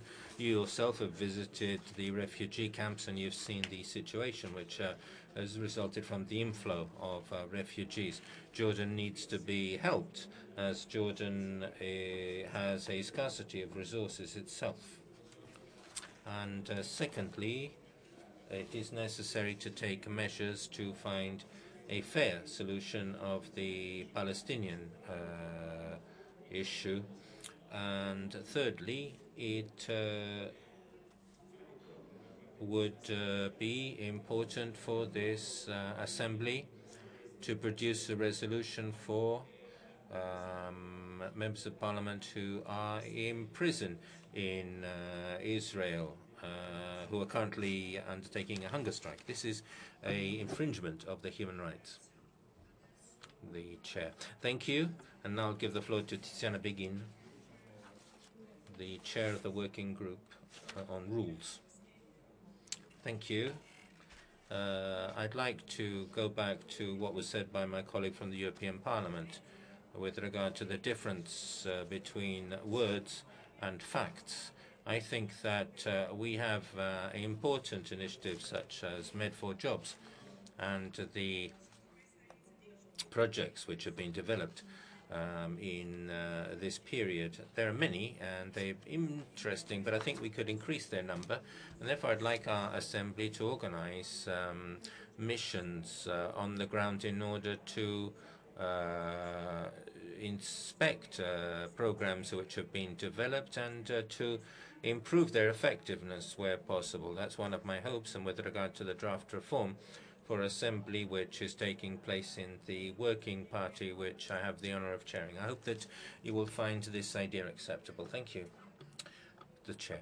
Thank you. And now I'll give the floor to Stefan Schenak from Austrian Parliament.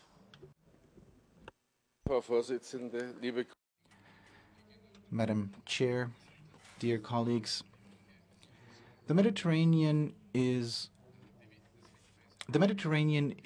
the cradle of our common culture, of our common history, and as a consequence of this, it is important to build bridges and achieve cooperation. And I'd like to particularly thank the President and Federica Mogherini that in your introductory remarks you said the most important thing is jobs, jobs, jobs, because unemployed young people in the north are equally bad as unemployed young people in Tunis, Algiers, or Cairo. So for our young people, we need an outlook for the future everywhere in the Mediterranean.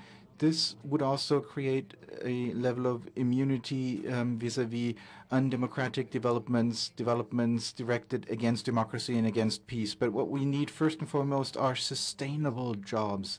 In these areas, we need ecological, future-oriented jobs. It is difficult in an era of digitization where many jobs are being lost. So we need an entrepreneurial spirit. We need to bring young people from the south and from the north together. We have to break down barriers to mobility so that creativity can take hold. And I'm making an appeal to both the North and the South to eradicate these many bureaucratic hurdles. It is unbelievable, the red tape that we are finding. And if we succeed in creating sustainable jobs, in creating an outlook for the future for these young people, then we already have so many things in our hands that will help us to achieve stable democracies that are so urgently necessary. As far as the migratory crisis is concerned, I'd like to thank the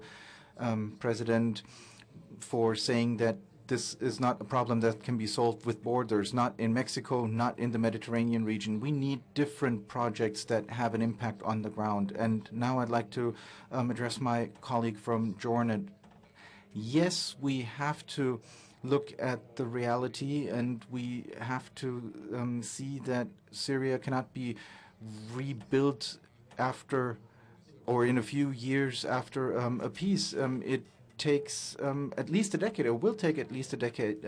So camps like El Satra or have to be built like cities, because it's a camp that will exist 10 years from now as well. So we need to have concepts developed from the North and from the South to achieve a sustainable solution in this respect as well. So thank you very much for this very valuable meeting. Grazie, Deputato. Many thanks. Now I'll give the floor to the representative of Algerian Parliament, Mohamed Madawed Moussa.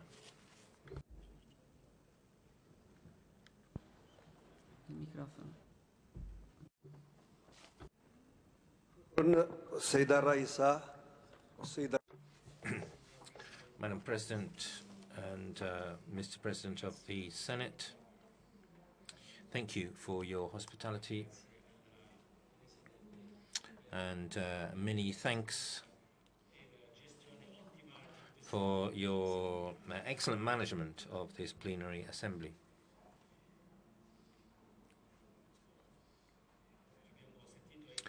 We've heard very interesting presentations on the various issues which are before us. However, with regard to sustainable development, it is something which is not possible without peace, without stability, and without security in our region. It is not possible to have this if peoples continue to feel the impact of colonialism. Just to give you an example, the Palestinian people.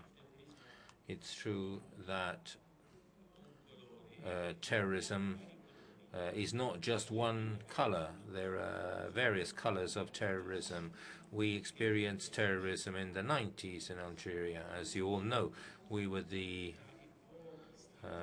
one of the there were very few states which supported us in combating this scourge, which is now a worldwide problem. And I want to thank all the states which supported us in the 90s to combat terrorism, even when it was just a moral support.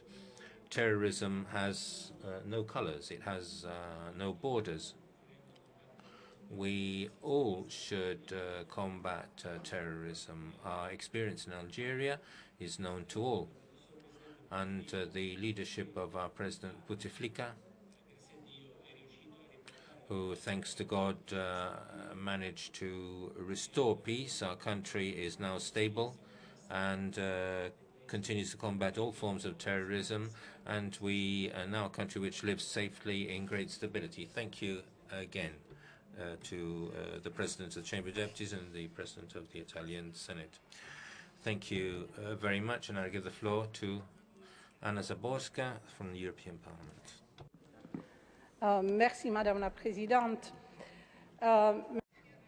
Thank you, Madam President. The President of the Senate has spoke of the importance of sharing values. I think this is the most important task within our cooperation and in our policies.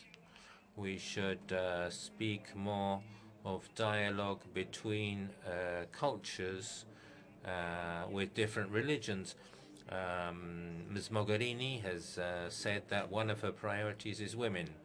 Let us ask ourselves whether our cultures, based on different religions, attribute the same value and the same dignity to women. If we can find an answer to that question, I believe that the situation of women in these countries will improve greatly. We speak a lot about dialogue between religions, but I think it is much more important to speak of dialogue between cultures based on different religions. Merci beaucoup. Many thanks. Now I give the floor to Salah Eddin Abullah Ghali, who is a member of the Moroccan Parliament. Thank you, Madam Chair. I'd like to thank you for the excellent organization of this plenary, and I also wish to say that Morocco, as other countries in the southern Mediterranean, has suffered a great deal from illegal immigration. We're 14 kilometers from Spain, and we're on the Atlantic and on the Mediterranean.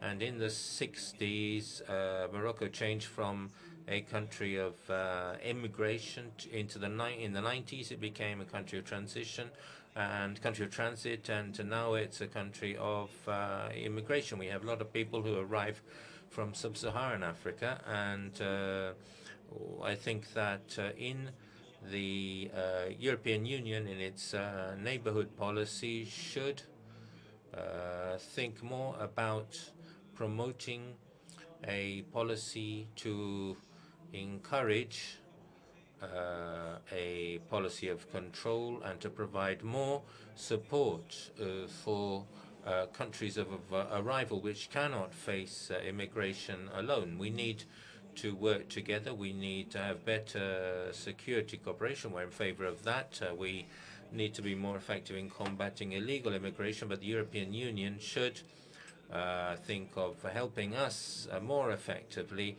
in the southern Mediterranean to work against this type of immigration. We're on at the gates of Europe, and we need the support of Europe. Many thanks. And now I'll give the floor to European Member of Parliament, Liliana Rodrigues. Muito obrigada, Sr. Presidente, Sra. Alta Representante da União Europeia, caros colegas e amigos. Dear colleagues, dear friends, we have represented our peoples in these days in a parliamentary forum. We think the parliamentary dimension is one of the best areas in which we can work. We can find compromises on sustainability, parity, and development in the Mediterranean. But nothing is more important than human beings and people who are in danger. UFM has to be on the front line in the migratory drama. These are men and women like ours who embark on boats and cross the seas and do not always arrive.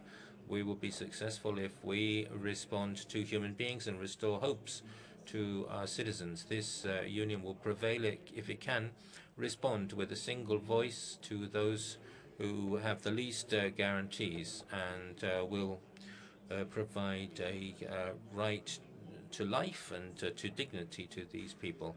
If we do that, our meeting will have been of some value. Thank you. Thank you. Now I give the floor to Jensen Peshko from the Parliament of Albania. Presidente, grazie. Madam President and dear colleagues, since we're in Italy, I will try to speak Italian, and we would like to thank you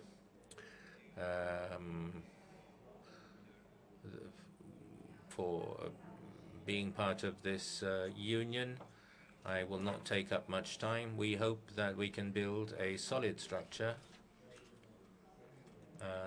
of high value, which takes practical action. But first of all, I think it would be better for this structure to be built on solid foundations. And therefore, I believe that our politics should be directed to stabilize the foundations of this structure. And therefore, I hope to find your assistance in helping the Balkan countries, since Albania, Kosovo, and Macedonia, and why not Greece,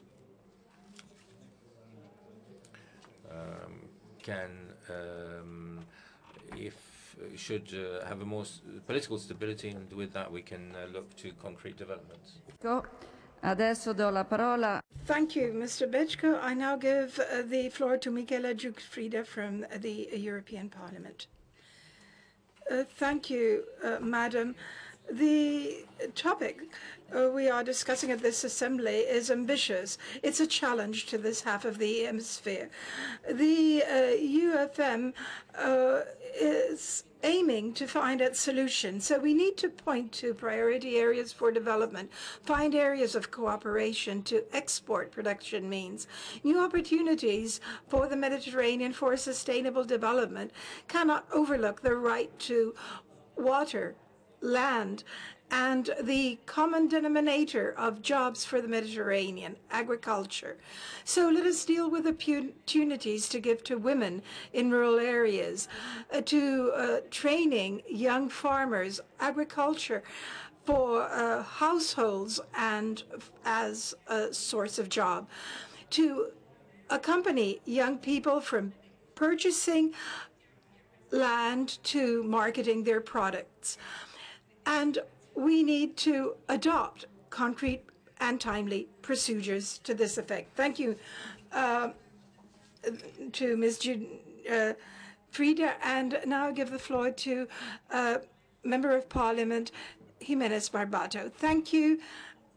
When we speak about sustainable development and creating opportunities for jobs, we need to underscore the fundamental role played by culture and science in attaining real progress for the attainment of the 2030 Agenda.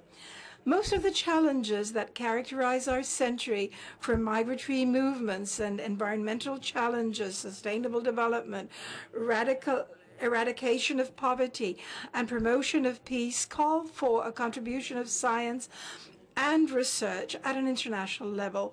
And it is for this reason that we need to support common programs for research and entrepreneurial development and cooperation in these areas among our countries, for the 2020 Agenda and projects especially for creative and cultural endeavors, for the for Jobs program to develop creativity as a driver of economic growth and for sustainable development in the Mediterranean. Thank you very much, Member of Parliament. And now I give the floor to Nara Ajer from the European Parliament. Thank you, President, High Representative, colleagues all. We are speaking while the world around us is imploding and is enclosed within its selfishness, lack of solidarity, and does not overcome this situation. We speak about inclusion to fight unemployment, opportunities for our young people. But we should go towards civil society. We should go towards those people for whom we want to develop sustainable policies, but we're more and more enclosed within ourselves, talking to ourselves. And we cannot find common ground for agreement. We hear divisions today. And we are the first not to be able to overcome them.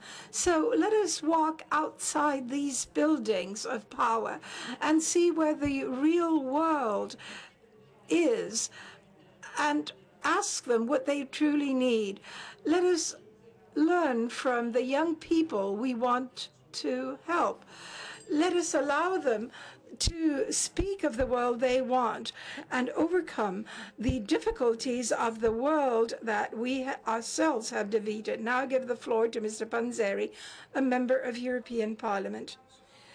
Madam President, the world is faced with very serious difficulties that have moved from the economy to society and politics. The Mediterranean is the very epicenter of this. The conflicting results of the changes since 2011 with their burden have created fertile ground for fear and fanaticism. They have determined in the European context reactions of refusal, of nationalism, and in some countries in the south of the Mediterranean, drawing away from democracy. European solutions often shift the problems a few kilometers away without solving them. We need stability, security, and rights, all to work hand in hand. We need to fight on a cultural level so that politics can truly take over these processes and lead them. This is the major challenge for this Parliamentary Assembly. Thank you, Mr. Panzeri. And now I give the floor to a representative of the Assembly of Representatives of Tunisia, Ahmed Abdel Ali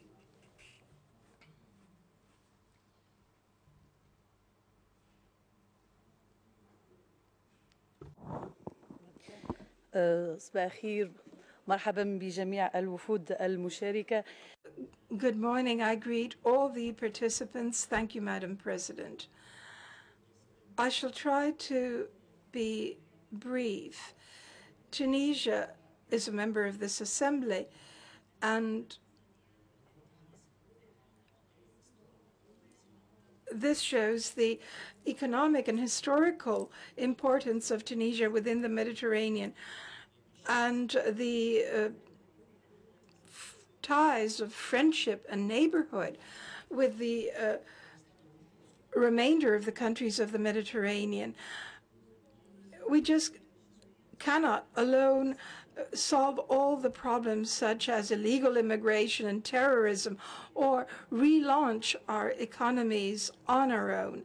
So we would like to call on this assembly to play the important role of adopting an inclusive approach. We have the assistance and cooperation of the countries of the north and south of the Mediterranean, but we call for further meetings of this assembly and the development of programs to find a solution to our many challenges. We thank the Italian Parliament for organizing this encounter, and we hope that we shall all be successful together. Thank you very much. I have Ines Ayala Sanda of the European Parliament next on my list. Thank you, Madam President. I am so very happy to be able to join you again in this assembly after chairing the countries for the Maghreb and Europe. And from that delegation and from the commission of the heads of delegation, we want to underscore the role of members of parliament in developing dialogue between the two shores of the Mediterranean, strengthening the role of parliamentary commissions that is becoming ever more consolidated. Well, that is where, when we can find new solutions for the Mediterranean and promote the implementation of programs and enhance a dialogue among all parties and giving a greater role to women and youth in the Mediterranean area. This is what they claim, and this is fair. Thank you. I have Fabio Massimo Castaldi from the European Parliament next on my list. Thank you, President. If we were to give an image for the Mediterranean today, we would be speaking about a world where we have fear and hope clashing. But all this can lead to nothing unless the UFM and our member states act together. We need to aim for sustainable development. Erasmus Plus and Erasmus 2020 should be extended to all our partners for the southern shores of the Mediterranean. The best way to answer the rhetoric of those who want to build walls, and I believe that looking towards the south of the Mediterranean is the best way of promoting our futures. We need to find solutions because we cannot think of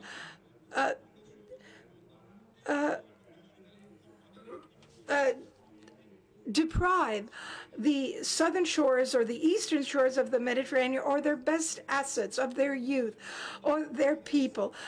We cannot live in an ivory tower, a medieval tower, forgetting all the rest. Thank you, Mr. Castaldo. And now I give the floor to Ana Maria Gomes from the European Parliament. Thank you, Madam Chair. In the situation in Turkey, the Israeli-Palestinian crisis, or the Eastern Mediterranean problem, is a wrong Eurogenic situation that does not take account of the fact that migration is the result of the situation in countries of origin where there are conflicts. Without a good governance in the south, we shall never bring an end to human trafficking, and Europe will have to pay for its responsibility. Our priority is to open safe and secure channels for migrants who should not place their lives in the hands of traffickers. At the same time, we need to address the disastrous situation that are at the origin of the current situation, of the situation of despair of people that give rise to populism, extremism. Thank you, Ms. Gomez. And the last to speak will be Khalid Oshwaki from the Chamber of Deputies. Thank you, Madam President, and thank you to all our speakers. I would like to draw attention to two important issues. In recent years, we've seen how important the mobilization of young people is. We've seen through Erasmus Plus how their mobility is even more important. And we should extend this to the southern shore of the Mediterranean. The problems there are the training of people. Often universities in the southern shores cannot speak to the north because of communications that are hampered. And so we need to involve the professors and the people in universities of the southern shore.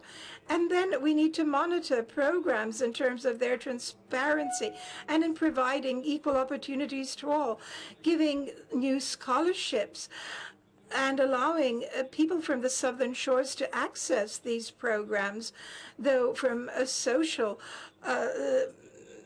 for social reasons they do not have the possibility of accessing them. Professor Giovannini has stressed how our parliamentary assembly can address sustainable development. Well, a proposal we could encourage here for our assembly for this presidency and the incoming one is to imagine sustainable development based on universities and also based on one of the topics that are at heart to us, such as migration. In our regions, we've seen some small towns that have transformed what is a problem presence into an element of growth. This experience is also witnessed in countries of the Maghreb and in sub-Saharan Africa, but also in the Balkan countries and in Eastern Europe. So how can we share our know-how? How can we exchange our experiences? It could be a modus operandi in our approach, turning a resource, which is a demographic one, into a resource for growth, not only for Europe, but all of the Mediterranean. I believe that this is a good idea. We could set up working group on development goals. I hope we can organize this. And now a brief reply from the High Representative Federica Mogherini. I give the floor to her. Yes, thank you. Very briefly, to thank all the colleagues who have made the work of the Union for the Mediterranean so rich, thanks to their ideas and concrete suggestions and points that we can address. Together with the Jordan co-president, we can certainly deal with these matters. Professor Giovannini was right, saying that the challenge of the Mediterranean is to accept the challenge of complexity. First and foremost, the need to understand that none of the challenges or opportunities of our time can be managed by only one of our countries standing alone. I would say of only one of our sub-regions, and that this therefore calls for more cooperation and for identifying common projects, both in terms of structural change, but also in terms of concrete projects. We shall continue to work to developing concrete projects through the instruments available to the European Union and the Union for the Mediterranean, giving priority, which is a cross-cutting one in all the areas you mentioned, from security to counterterrorism to prevention of radicalization to the management of tragedies, the tragedies of migration in the Mediterranean, to solidarity in protecting human lives, on hosting refugees, without forgetting that no country on the shores of the Mediterranean is exclusively a country of origin, transit, or destination. We're all in the same situation, and this calls for solidarity, with a major goal in mind: to create opportunities, especially opportunities for jobs for the young, for human rights, for social rights, and release freedoms for our citizens, because that is the major challenges on the shores of our sea. To make our institutions in our parliaments, the European Parliament, the national parliaments in European Union, turn them into services for citizens, so that the system for our young people can represent them, so that we can provide a response to our needs and requirements, not only listening to young people, but finding channels of participation for them. I thank you for your engagement during this year under the Italian presidency of the Parliamentary Assembly of the Union for the Mediterranean. I thank my Italian colleagues for their work, and in advance I thank our Egyptian colleagues for a wonderful job that they will certainly be doing with you in supporting our work effectively. Thank you. Grazie, Federica Mogherini. Thank you, Federica Mogherini. I declare closed this working session, and we move on now to the presentation of the activities of the UFM. And I give the floor to the Secretary General for the Union for the Mediterranean, Fathallah Sijil Massi.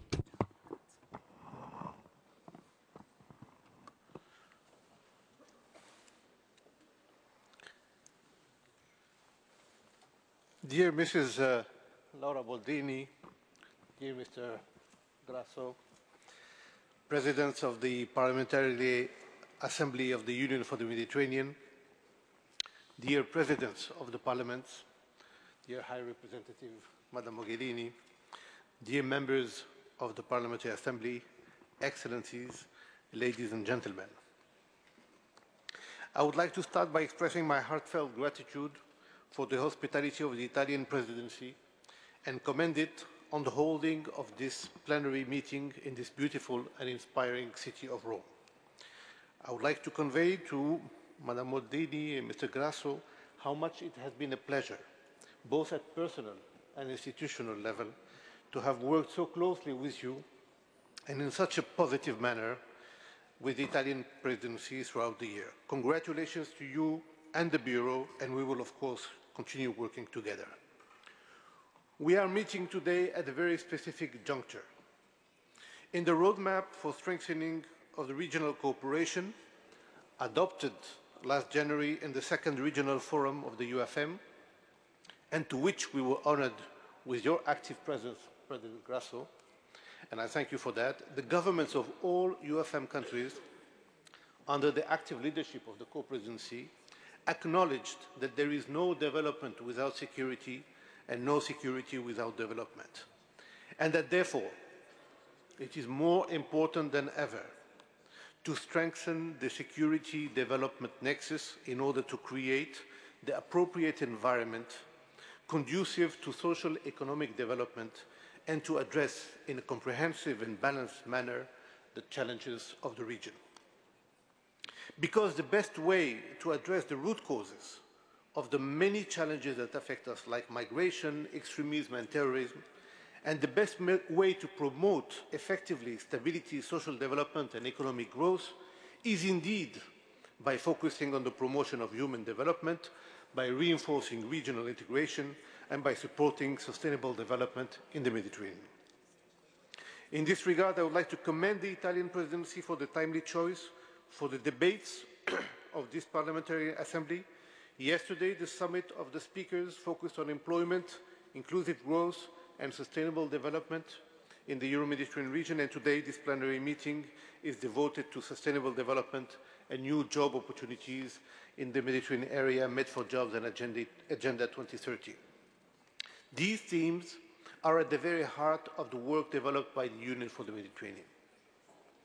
I was fortunate to have the possibility to recently exchange views with President Boldrini on the strategic centrality of these thematics and on the need to promote this global and integrated vision that should embrace also the African dimension because of the everyday more obvious connections between the European dimension, the Mediterranean dimension, and the African dimension. Let me at this stage share with you two facts and figures that, according to me, are at the essence of our common work and strategy. The first one, many of you know it, but I would like to remind it. A UFM study shows that within the region, 90% of the economic flows correspond to intra-European exchanges, 9% of trade between Europe and its neighbors from the Mediterranean, and only 1% is the value of the trade between the countries of the southern and eastern rims of the Mediterranean. Strengthening regional integration is clearly a top priority for all of us because in it lies the true answers and solutions to our common challenges. The second fact and figure that I would like to share with you, which is really important. It shows, another study shows that the more young people study in university, the higher the risk of being unemployed. How can that be? I wanted to share with you these two facts and figures, in particular because they are the underlying rationale behind everything we are doing to address effectively the challenges in the region. This enables me to share with you today three main messages. My first message is that it is precisely bearing these facts and figures in mind that the UFM member states structured the identity, mandate, and action of the organization around three main pillars: the political dimension, ministerial and governmental representatives meeting that define the priorities of our work through the adoption of a common agenda in key strategic areas.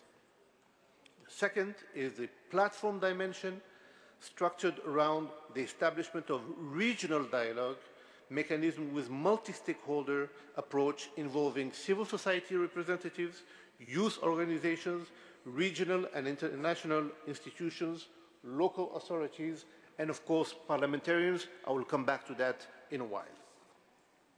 And the third dimension is the project dimension that has been recalled by many of you, through the identification of regional cooperation projects that enhance partnerships, interactions in the region, through the scaling up effect, exchange of best practices, exchange of information, and development of innovative solutions and initiatives with the aim of effectively improving the living conditions and the perspectives of a better future for our citizens. Within this framework of this methodology, I'm happy to report to you the following results. Regarding the political dimension, 12 ministerial meetings have taken place since 2013 in several key areas for the region, and 2 more are foreseen this year, one on sustainable urban development next week in Cairo, and one on women empowerment also in Cairo later this year. Many high-level conferences also took place, such as, for example, the one that is going to take place in Malta next week on energy efficiency. Regarding the platforms, more than 20,000 stakeholders have participated in our regional dialogues, including international organizations, NGOs, civil society organizations, international financial institutions, development agencies, parliamentarian representatives, private sector, universities, think tanks. And regarding the projects, 47 projects have been labeled by the UFM member state with a total cost of 5.5 billion euros, financed by international financing institutions, development banks, cooperation agencies, governments, and private sector institutions. More than half of these 47 projects are already currently under implementation. These projects are developed within 2 main pillars of action: human development and sustainable development. In the first pillar, human development, 27 projects, namely in youth employability, inclusive growth, women empowerment, which we are very happy to note that they are benefiting to 200,000 people in our region. Let me just mention a few examples without going very much in detail. I'm sorry for that, but I have the activity report which we will be providing you, and you have all the details in this document, and of course we remain at your disposal for any further details. Euro-Mediterranean University in Fez, for which the EIB, European Investment Bank, announced recently funding of 70 million euros. Emuni in Slovenia, the launch of Generation Entrepreneur promoted by the excellent Jordanian institution BDC, just to name these few. We are also very happy to count in these projects on the active partnerships with development and financial institutions, of course the European Commission, but also I would like to mention GIZ in Germany, SIDA in Sweden, IACID in Spain, and so many others.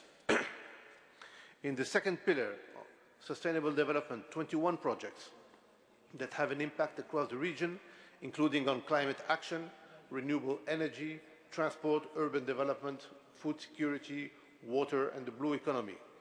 In this pillar, let me mention in particular that in 2016, the UFM launched emblematic projects because we want to be launching, we want to be implementing, we want to be enacting depollution of the Lake Bizerte under the EU's Horizon 2020 initiative for a cleaner Mediterranean Sea, a project worth 91 million euros, fully funded by the EIB, the EBRD, the EC, and the Tunisian government. This project, a very important project, and I want to pay special tribute to our Tunisian colleagues here present, was launched by the President of the Tunisian government, yourself, Madame Mogherini, the Jordanian co-presidency, your humble servant, and all key stakeholders, financial and local, involved in the project. Tunisian parliamentarians of the region were also, of course, there. Second example, the CEMED, private renewable energy framework developed by EBRD to encourage private investment in renewable energies in Egypt, Jordan, Morocco, and Tunisia. A project with a total cost is close to 900 million euros. Within this framework, a first concrete project was implemented in Tangiers, Morocco. In particular, and considering the thematic of this plenary, I would like to highlight Med for Jobs that has been recalled by so many, which is a cross-sectoral initiative involving job creation, SME, private sector development, women and youth empowerment, university cooperation, research and innovation, whilst also establishing a strong link with what we are developing in the field of transport, urban development, water, environment, blue economy, energy and climate change. Because it has been underlined by the declaration of the Summit of the Speakers, and I'm quoting, we have to streamline the objectives for employment to fast-growing sectors where the biggest numbers of new jobs will be created, like blue economy, energy, industrial cooperation, and research and innovation. Let me briefly share with you the concrete outcomes so far of Med for Jobs. 12 labeled projects within the 3 pillars of the initiative: employability, intermediation, and business enabling environment. 100,000 beneficiaries, mostly youth and women. 800 SMEs and startup enabled. And we are continuing to support the dynamics of Med for Jobs in order to amplify and to accelerate the pace, and I totally agree with what all of you mentioned in this direction. My second message is regarding the link with Agenda 2030. Since the UFM obtained the observer status at the UN in December 2015, we have strived to connect all our activities to the Sustainable Development Goals set up within the framework of the Agenda 2030. I don't have time to go through them one by one, but you will find in the activity report all the references, and the roadmap highlights the contribution of the UFM activities to the SDG goals. In particular, we were very happy to participate actively to the very successful COP22 in Marrakesh last November. I believe that there is a Mediterranean chapter in the global agenda, and everything that we are doing is connected to these objectives. My third and last message concerns, of course, the need to further work together, to increase synergies, complementarities, and coordination of action. Our strongest will is to increase our interactions with key partners to enhance this action-driven agenda. I repeat, action-driven agenda. Let me say a few words here on in particular, on our excellent relation with the Parliamentary Assembly of the UFM that is hosting us today. It has been a great year in terms of cooperation between the UFM and the Parliamentary Assembly. Throughout this year, the Secretariat actively participated in the meetings of the Enlarged Bureau and the different committees, including by organizing 2 meetings in our premises in Barcelona, the Women's Rights Committee in October and the Economic Committee last April. And of course, we were present in the summits and in the plenary sessions. We also saw a growing number of members of this Parliamentary Assembly participating in our events and initiatives. Of course, I will start by highlighting again the honor of receiving President Grasso to represent this Assembly in our regional forum. For us, it was very important that the Parliamentary Assembly would be present in this occasion, both in the meeting with the Ministers of Foreign Affairs and in the conference that followed and that was devoted to youth for stability and development. We are also very happy to have the chair of the Women's Rights Committee, our friend Leila Shetawi, who is not here with us today, but very well represented by the members of the committee, and other members of that committee in our UFM Regional Dialogue on Women Empowerment, as well as in the UFM third high-level conference, Women for the Mediterranean, Driving Force for Development and Stability, held in Barcelona in October. And we were pleased to count with the presence of the chair of the Committee on Energy and Environment and Water, my good friend, Senator Samir Murad, in 2 side events organized by the UFM during the COP22 in Marrakesh. And even in Quito, in Ecuador, on the margins of the UN Habitat 3, We had the presence of our friend Enes Maragall, members of the Parliamentary Assembly of the UFM from the European Parliament, during a networking event, UFM-UNFPI, towards a new urban agenda for the Mediterranean. I would also like to highlight, because it's so closely related to these thematics, to the thematics of this meeting, that we now have the chair of the Committee on Economic and Financial and Social and Education, my friend Margarita Mano, as a new permanent member of the advisory board of Med4Jobs.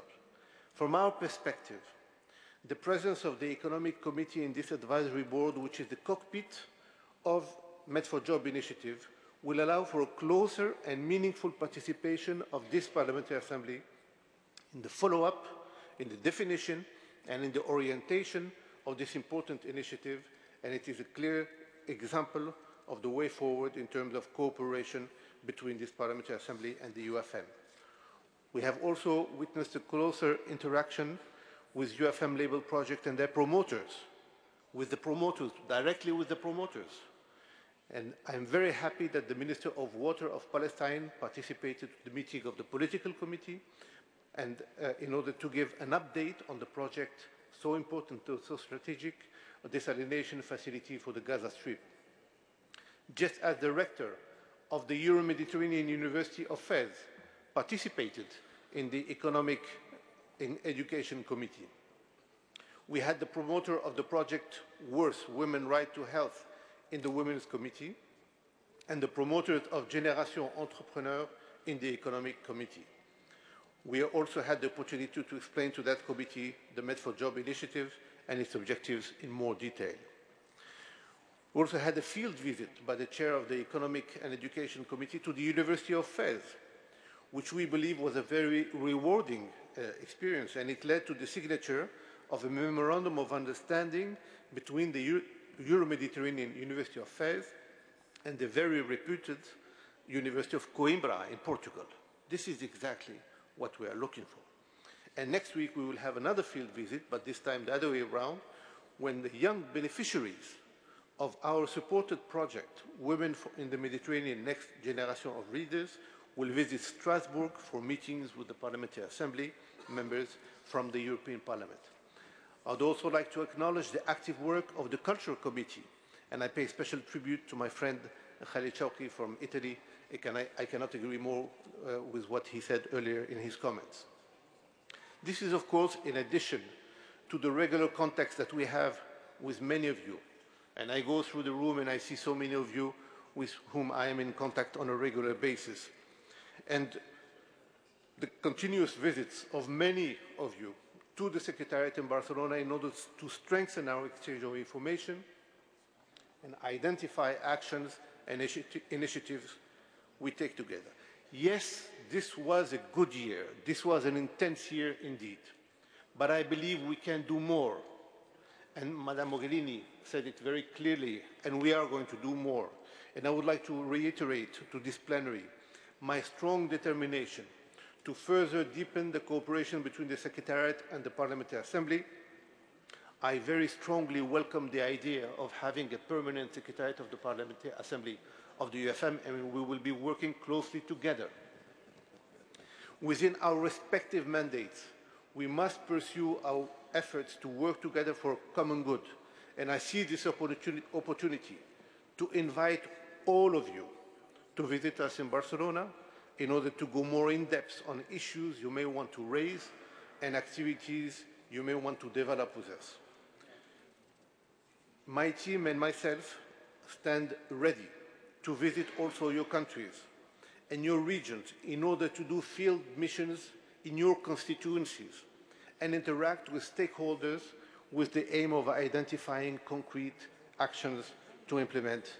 This is the message of commitment that I would like to convey to the upcoming presidency of the House of Parliament of Egypt, my dear President Ali Abdel Aal, to whom I am extending my warmest congratulations and wishes of success. We will be fully mobilized by your side, and I'm looking forward to visiting you soon in Cairo. I would like once more to congratulate the Italian presidency for its major achievements and extend my words of support and commitment to the Bureau and to all of you.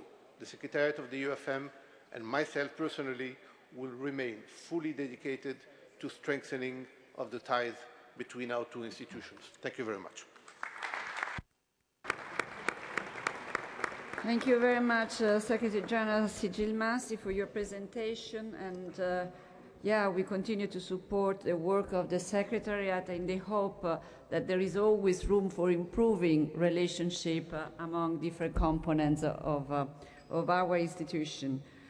Adesso now we'll move on to a consideration of draft recommendations and proposals of committees and working groups. I'd like to remind you that the chairpersons of committees and working groups will be able to speak for 10 minutes.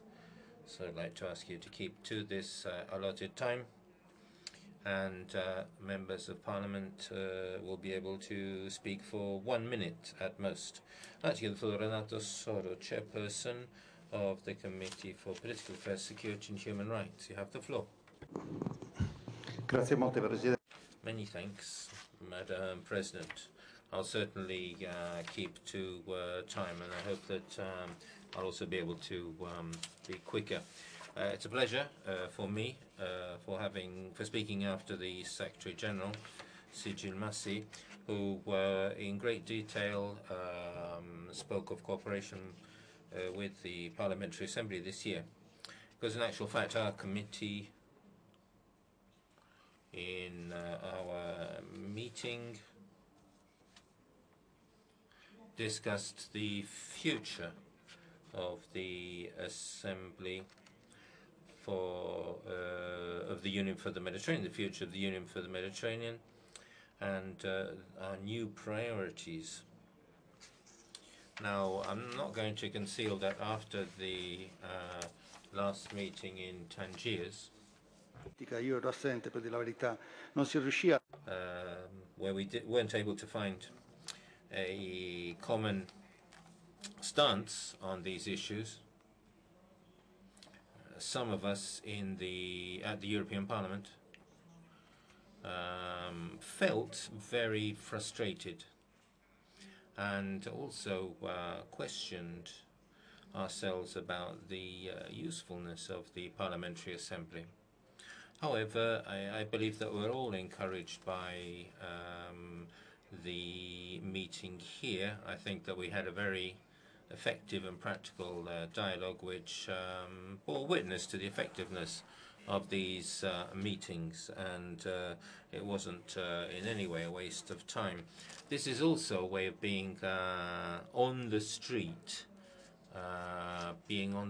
and learning presenting the things we've learned on the street from our citizens, and discussing these matters together in order to present a position. So, after 9 years from the establishment of the UFM, is it worthwhile looking to the future and its priorities? Definitely. We certainly need to consider this epic phenomenon of migration, which we couldn't have imagined 9 years ago. And who also could have imagined how difficult it would be to solve ongoing crises and the many new ones which have arisen. And therefore our committee,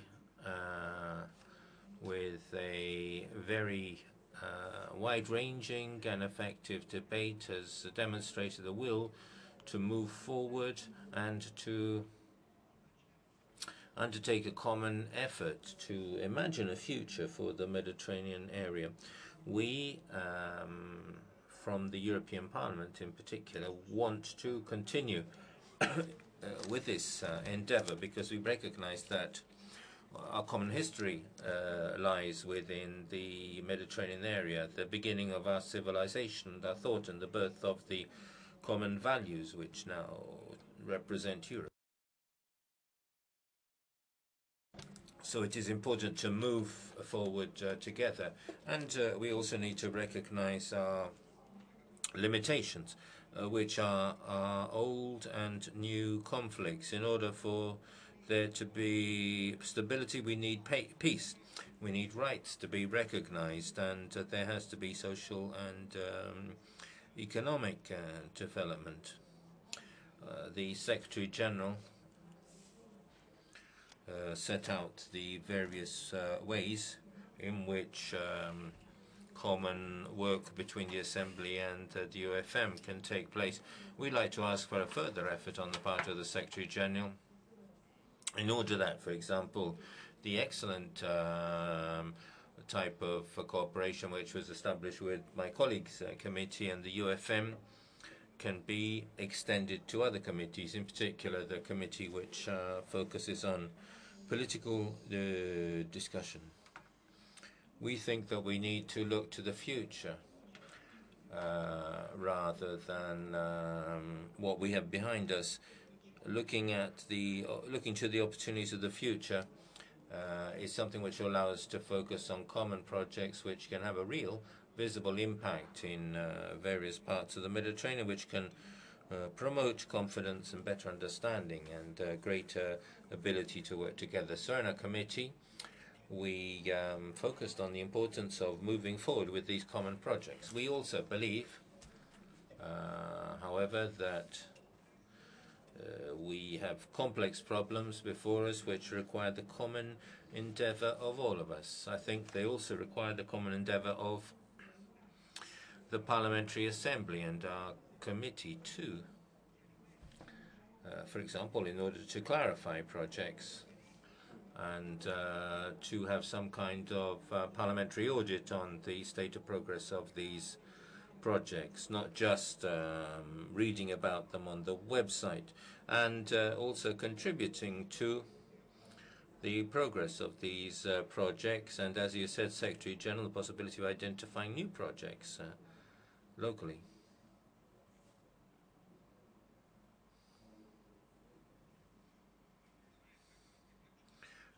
Frankly, I was very happy with our discussion yesterday. Different cultures had a discussion also on small issues. We talked about radicalization and violent extremism. We spent a number of minutes on this issue. There were very heated comments on on common projects and the importance of understanding each other better and cooperating more effectively. And therefore, we need to move forward, as has been said, and this is an issue which is crucial for the future of Europe and for the southern shore of the Mediterranean and extending all the way down to sub-Saharan Africa. We need to do this with the highest level of understanding among us, with the most productive dialogue possible, and with the cooperation between the Parliamentary Assembly and the UFM. Our committee is willing to undertake this commitment, and we're sure from also from today's discussion, what I've heard today, there will be a possibility to discuss things even more effectively in future, starting from something which our committee feels to be very important and which has been mentioned. Political representative and an engineer came to speak about desalinization in the Gaza Strip. We would truly like to further explore this project, because many things weren't said, and we fear that this project will not progress with the speed which we would like to see. We would like to develop this kind of cooperation starting from this project. Yesterday, our committee perhaps has a very special situation. We have two vice presidents who both have to speak, one representing Palestine, one representing Israel. And there was an exchange between the representative of the Knesset, who presented a plan for growth and job creation through research, health measures, and agriculture, and the justified considerations of the Palestinian representative, who said that freedom has to be established. But we saw how important this dialogue is, which needs to be continued and strengthened so that we can all give the best. Thank you, Mr. Soro, for this presentation. I have a request for the floor on this. So I'll give the floor to the 4 MPs who've asked to speak. You have 1 minute each. So we'll begin with Mehat El Sharif, the House of Representatives of Egypt.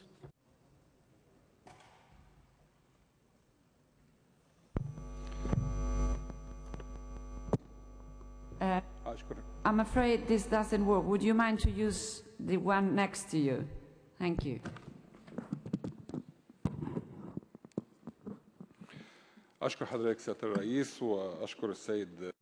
Thank you, Madam President. Thank you to you and to the President of the Senate for your hospitality. I'd like to confirm what was said by the chairperson of our committee on the discussion in the committee.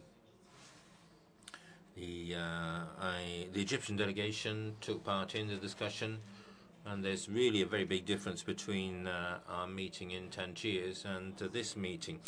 Because since I don't have very much time, in Article 26, in the minutes of the political committee meeting with regard to audit works on the projects, we do express our reservations on this article, because this is something which could have a negative impact on the sovereignty of countries. I already expressed my reservation in the political committee, but this reservation was not included in the minutes of the meeting. So we have reservations on the process itself. And with your permission, Madam President, I'd like to read the sentence involved. Unfortunately, the only copy we had in Arabic was not available, so I'll speak in English. AP-UpM Bureau decision to contribute from the parliamentary side of UFM ecosystem to the monitoring efforts on key UFM projects by appointing collaborators by projects. في هذه النقطة نود أن نضيف جملة واحدة according to each country circumstances and national regulatory as appropriate. And that's all. جوهر التعديل بأن فكرة الجمعية الأساسية والاتحاد من أجل المتوسط هو التوسط. And we think that primary function of the Assembly is to build up confidence, mutual confidence. That is an essential point among all states of the Mediterranean, North and South. And therefore, I'd like to clarify that this point requires a flexible definition. We need to avoid any interference in the internal affairs of countries. That's why I'd like to express a reservation. This is very clear. As you know, we don't accept amendments here to resolutions which have been accepted in committees, but we can indicate there's a reservation expressed by the Egyptian delegation. Now move on to the representative of the National Council of Palestine, Swahir Sanduka.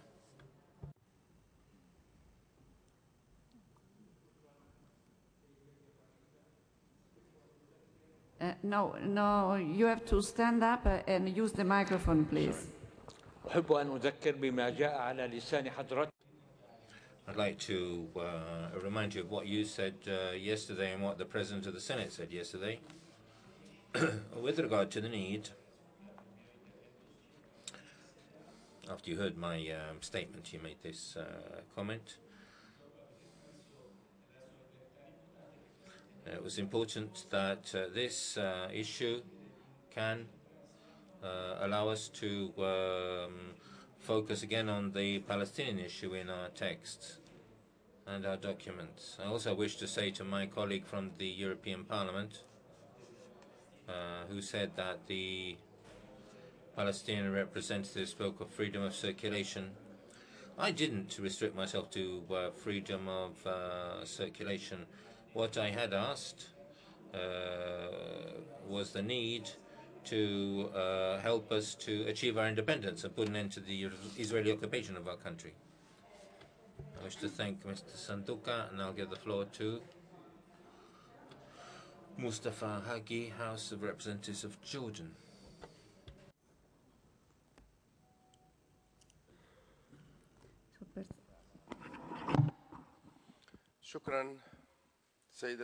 Thank you, Madam President. It is very important when we speak of sustainable development to bear in mind that there are many concepts, for example, racism, hatred, poverty, unemployment, social injustice. In Jordan, we have a number of challenges to face, starting from the challenge of Syrian refugees, because Jordan is at the heart of a region which is in flames. Jordan is facing all these challenges. Today we need to review national and international issues and provide support to Jordan, which is facing this great difficulty of Syrian refugees. We see no light at the end of the tunnel for Syria. Jordan had already had to deal with the issue of Palestinian refugees. I myself am a Palestinian refugee and I represent Jordan, and I'm sorry to have to continue to speak, but it is important to provide support for Jordan to face the challenges it has. I will now give the floor to the representative of the House of Councillors of Morocco, Adil El-Barakat. Thank you, Madam President. I wish to thank the Italian presidency for their hospitality and the excellent organization. As you know, Morocco is at the heart of the Mediterranean and does not shirk its duties within the Mediterranean, and the country has become a country of arrival for migrants, and we work under the wise guidance of our sovereign to achieve the best results with regard to immigration. Morocco is also combating terrorism and requests assistance. Morocco can have an important role in developing a partnership between Europe and Africa. 25, from 25% to 200%, this is the growth of investments of Morocco in Africa. And this is a commitment for the democratization of Africa. Thank you. That was the last statement on the report of the political committee. And therefore, we take the recommendation as approved. And we will, of course, indicate the reservations of the Egyptian delegation. Maketa Mano, who is president of the Economic and Social Affairs, will now take the floor. Senhora Presidente. Thank you. Madam President Boldrini, President of the Senate, Pietro Grasso, Presidents of Parliaments of the member states of the Union for the Mediterranean, dear colleagues, High Representative, our greetings to those present. Symbolically, I extend my greetings to the Mediterranean, its peoples and cultures, the sea and its territory. Today, on the 13th of May 2017, I believe that this date is significant for the Portuguese people. It is a special date for us. Having said this, I wish to extend my thanks to all the members of the Committee on Economic and Financial Affairs, Social Affairs and Education for the active participation during this past year in 3 meetings, one in Coimbra in Portugal, one in Barcelona, and yesterday's meeting during which we address the recommendations that we shall now be presented to plenary. In the action plan of our Commission, we addressed two fundamental problems: the creation of jobs and higher education. The recommendation we present here, and that picks up our major concerns and wishes without being fully comprehensive, addresses the areas addressed and according to three different headings. Recommendations from 1 to 6 pick up the principles of the Barcelona process, peace, stability, and economic development in the Mediterranean. And it couldn't be any other way. Here we take account of the refugee situation, and we speak of the Mediterranean as an area which produces, as a whole, the largest number of refugees, only Syria, 5 million, with a tremendous economic and social impact on education and civilization. In our recommendations, we seek to stimulate a strengthening of cooperation among European countries in conflict areas through humanitarian aid, and a major effort to receive and host and integrate in a holistic integration these people. We also urge that the countries of the South combat the trafficking of human beings and terrorism, which is a concern for us all.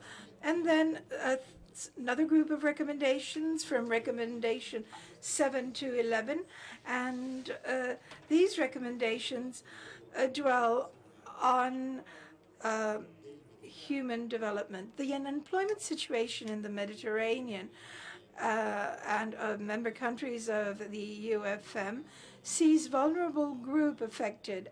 I'm referring to women, youth, and migrants.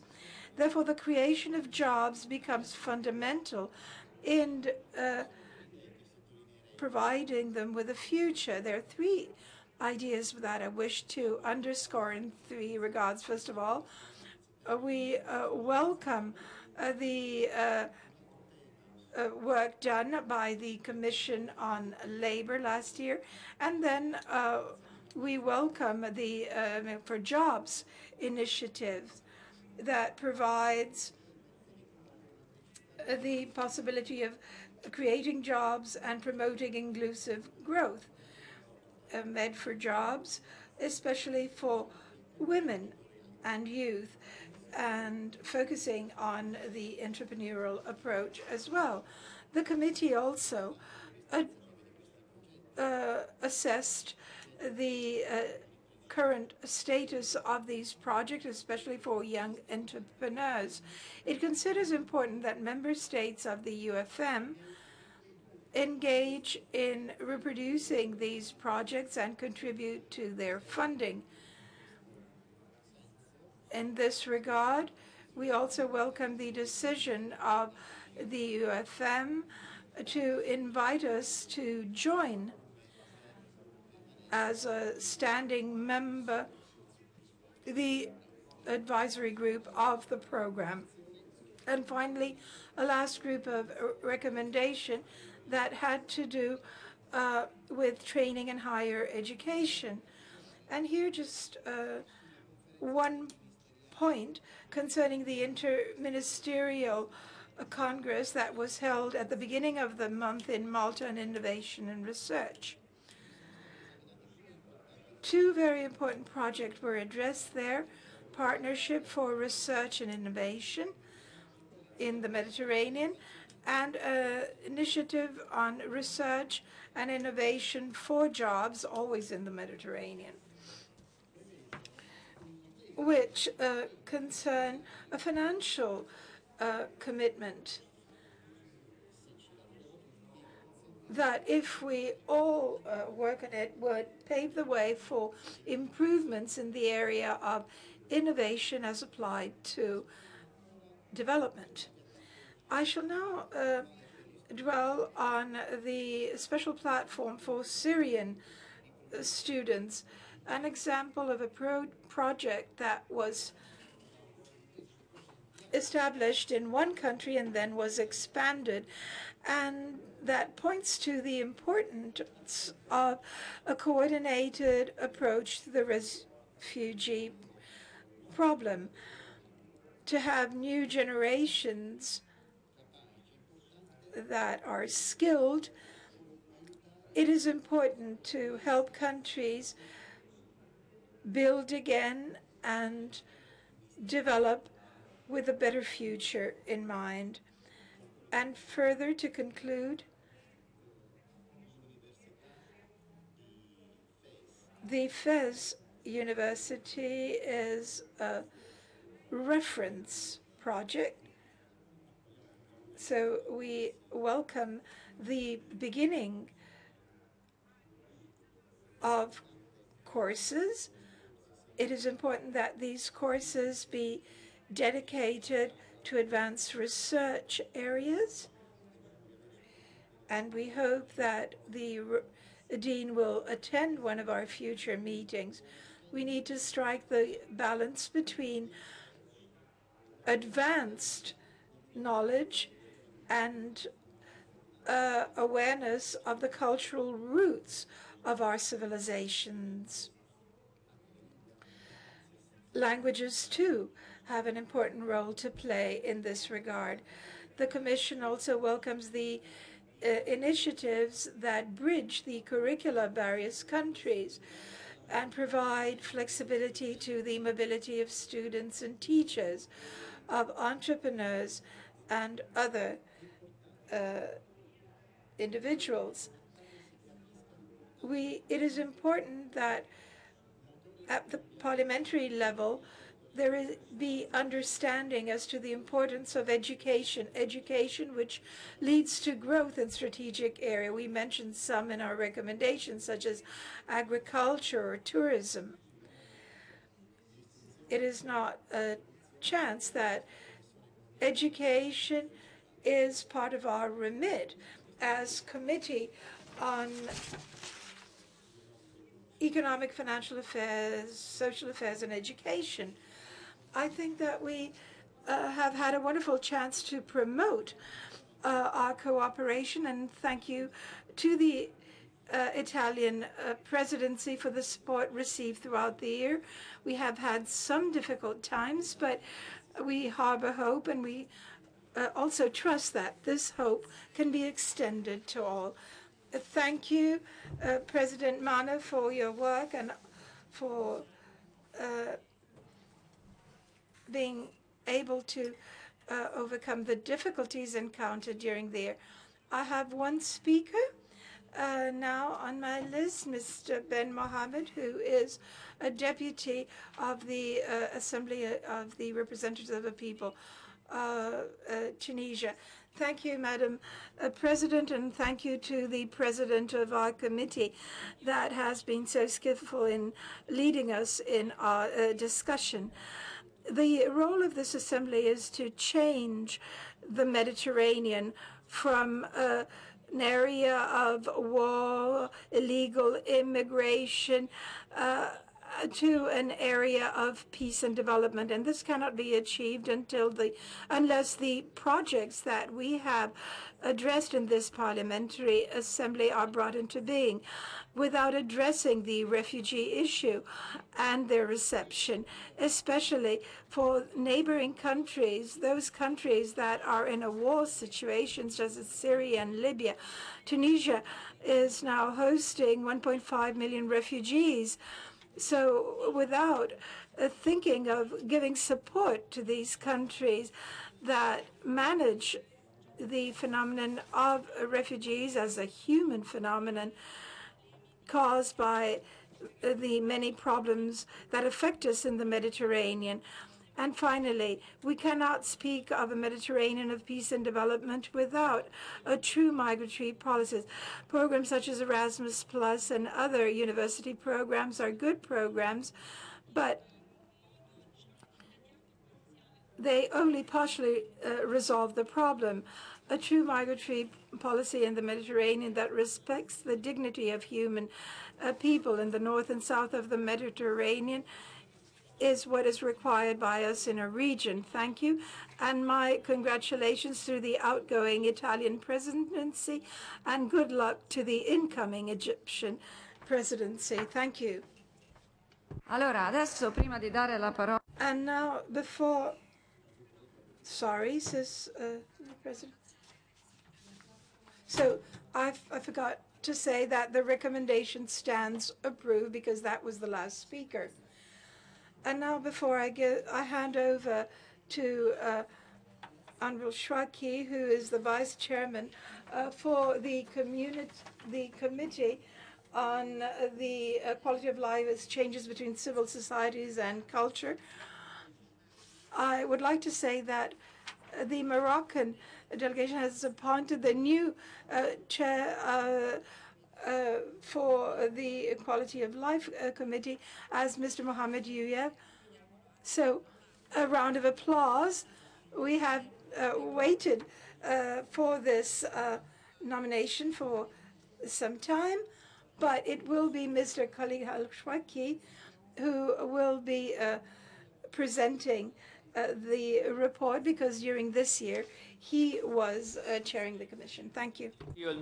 Thank you, Madam President. I also wish to greet the new chairperson of our committee, and I'm very glad that he's been appointed. So briefly, I'd like to tell you about the results of our work this year and also the main points in the recommendation of the Culture Committee. We have stressed a need. There is a need to break down the barriers which separate the two sides of the Mediterranean. In our discussions yesterday and also in previous meetings, we've all seen that the points which unite us are many more than the points which divide us. And as a parliamentary assembly, we've focused on this, and this is something which we see clearly in our committee, where we all feel frustration and anger because of the conflicts which exist and which are the main reasons for migration and the dramatic circumstances migrants and refugees must face. And there is also a will to ensure that our parliamentary assembly, our governments, and be proactive in finding solutions. And something which we feel to be important on the point of migration and refugees is that we have to understand more clearly the causes behind these events. Today we need a euro-Mediterranean strategy to provide information and to communicate the causes of migration, to bring European citizens and also the citizens in the Maghreb to understand what is behind this migration of thousands and thousands of people. And this is something which we see in countries of arrival, traditional ones as in Europe, but it's also being seen that in the Maghreb countries we have to establish a common policy for inclusion of migrants, and we have to disseminate information in all our countries on the causes of this migration, and this allows us to provide another opportunity to share culture in the Mediterranean and share information and to understand the reasons behind this. We cannot allow ourselves to let this historic moment of migration to be used for political propaganda purposes, to be manipulated to generate hatred. And there are movements which base themselves on promoting this hatred. Therefore, we cannot leave this simply as an area simply for instrumental discussions and to not make this a full part of our cultural and educational activity, something which our governments, our parliaments should embark on, but it also involves our schools, our universities, and our labour market. We're speaking of the causes behind migration. This was something which we discussed. Certainly wars, Syria, Iraq, and also conflicts in sub-Saharan Africa are behind this, but poverty, youth unemployment, and the deprivation of rights and freedom are all causes for this phenomenon, which we have to make clearer. And so we recommend a special effort to make these causes known and to find more effective instruments in informing our youth in our countries. The second point is radicalization. It's something which we've dealt with in many of our meetings. It's not just violent radicalization which concerns us, terrorism or other forms of violence in the name of religion, whatever religion, even though we've clearly said that we cannot associate Islam with terrorism and that no religion can be equated with any form of violence. This is something which needs to be very clear, but at the same time, we cannot ignore the seeds of hatred which are being sown in Europe and in countries around the Mediterranean. We want to make a further effort to bring out the good news which still exists in our Mediterranean.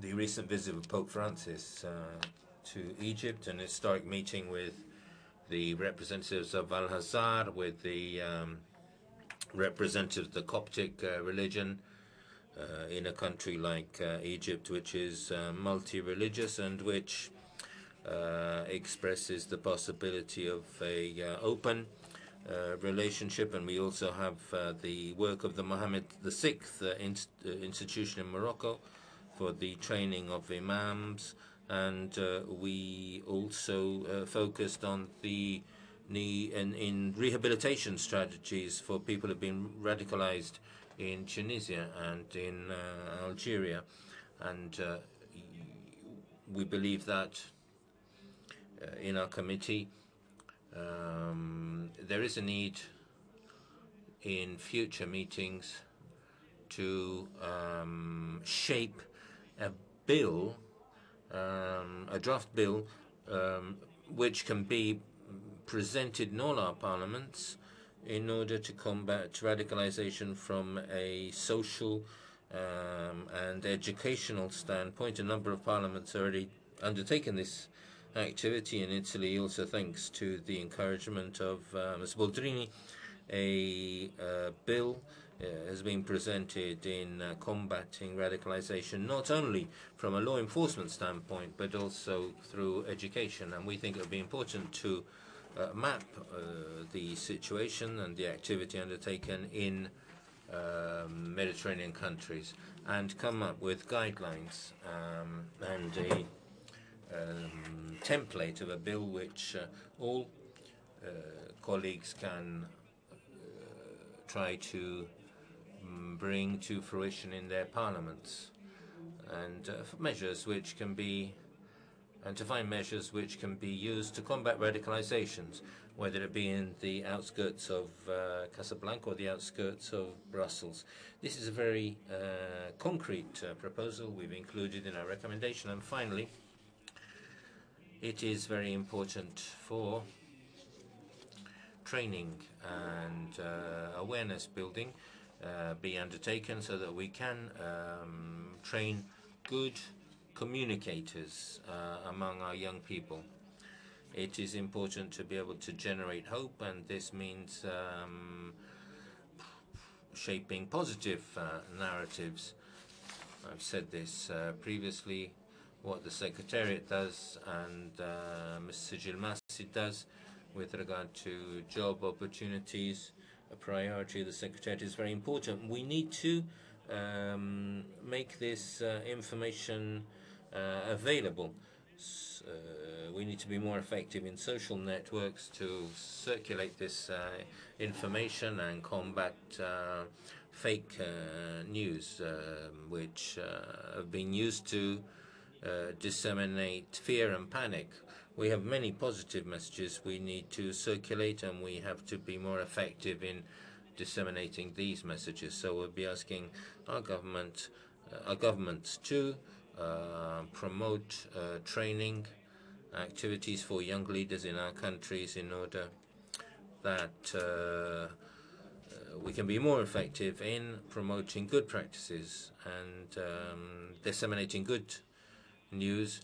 And we believe that our Mediterranean also has to attach greater value to circular migration. European citizens of foreign origin can now become protagonists of sustainable development in their countries of origin.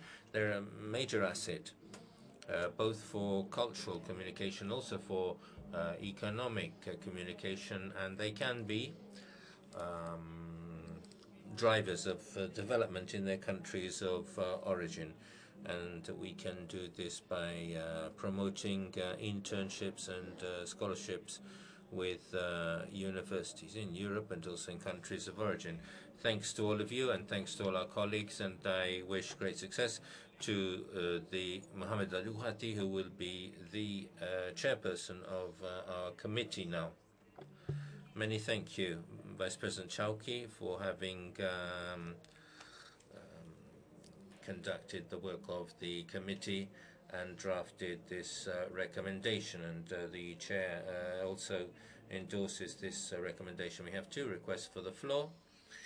First of all, Mina Melimene from the Moroccan Parliament has asked for the floor. Thank you, Madam President. Yesterday, during the work of the committee, we raised the problem, and we said that the major misunderstanding which has a negative effect on Mediterranean countries is a misunderstanding of the process of democratization. A magic word which can give a solution to migration of the problems is democracy. We need to invest in strengthening democratic processes for peoples. We have to believe that democracy, south and north, can bear fruits. Peoples in countries have to become actors and become masters of their destinies. We cannot attribute everything to law enforcement measures. We can't accept partial solutions. We have to focus on building democracy. And I give the floor to Musa Antasha, House of Representatives of Jordan.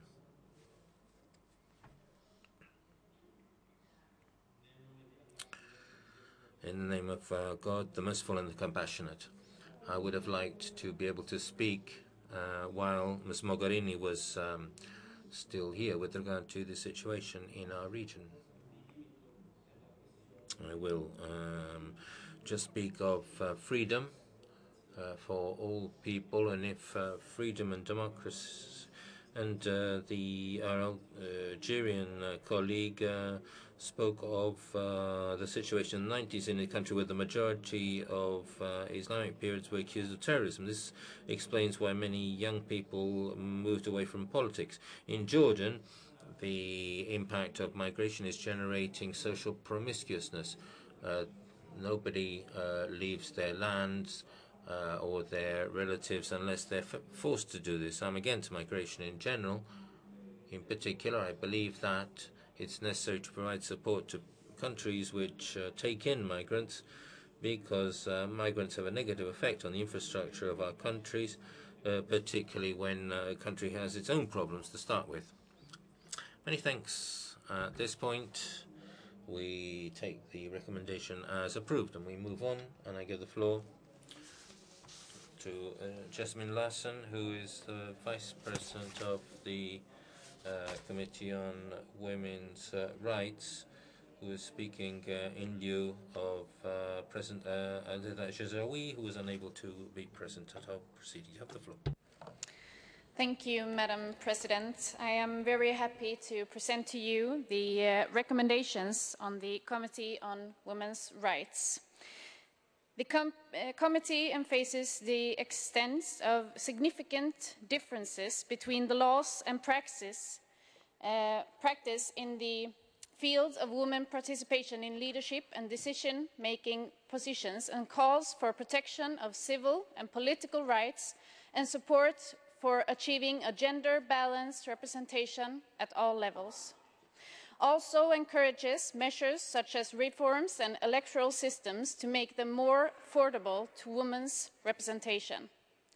We express the need for action and political commitment to put a focus on the role of women policies and reforms, and hopes that the upcoming UFM Ministerial meeting on strengthening the role of women in society will be focusing on this objective, and invites the UFM to design gender equality policies and multi-phase strategies for achieving parity in participation in political decision-making and leadership at all levels. The committee also welcomes the instruction of a quota system in some UFM states, and remembers it is a mean and not an objective, and it is still necessary in the southern and northern Mediterranean countries as an essential measure to ensure a minimum representation of women in parliaments. We also exhort UFM national parliaments and political parties towards reaching a critical threshold, the one-third female political representation, as a first necessary step towards achieving equal opportunities and a more balanced representation between women and men in politics. Also, a lot of attention needs to be dedicated to women's role in peaceful resolutions of conflicts, in peace building and conflict-related emergencies. We also consider it necessary to strengthen the women's participation in decision-making and conflict and post-conflict situations, and ensure women's access to political leadership functions in post-conflict situations, all of which are essential for stability, and urges the UFM member states to implement the UN Security Council Resolution 1325 and 2242 on women, peace and security. The Committee of Women's Rights also recommends the establishment of a priority channel for the needs to refugee women to implement sustainable actions and medical care, and to avoid and prevent the violence on which they are subjected during their travels in refugee camps and accommodation centers. It is important to take into account the United Nations Security Council recommendations, which condemns all forms of exploitation by asserting that trafficking in human beings is closely linked to conflicts. We also recommend to re-announce to all forms of restriction on women's parliamentarians, notably their prosecution, their arrest, and their inability to carry out their political activities. We emphasize the need of promoting a balance between family life and working life, and recommends that contributions to healthcare economy be better recognized. Recognizing that health is crucial for social, political and economic process indicates that there is a need to strengthen founding accountability and coordination among governments, agencies and international instructions for women's health. The committee also expresses the strong need for a spontaneous women solidarity. Women leaders should lead by example and commit themselves to this cause, so that the woman proves her merit and exchanges their society trust in the capabilities, and men leaders should join and support this process. Finally, Madam President, the committee also wants to express its solidarity with Palestinian Samira Halaika, who was arrested on the 9th of March this year. Thank you. Yes, thank you very much, Deputy President Larsen, for your presentation. Adesso I shall now give the floor to Amina Melanin from Morocco, who spoke earlier. I shall now give her the floor to comment on the report just given. Thank you once again, Madam President.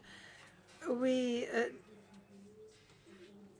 agreed to declare our solidarity with what is happening to our colleagues, the Palestinian women excluded from parliament. We also expressed our solidarity to Palestinian men, many of whom detained in Israeli prisons, who are on a hunger strike today. This is human solidarity. Our position in Morocco is very clear.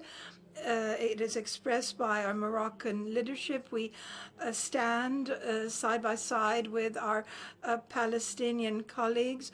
We support Palestinian refugee women.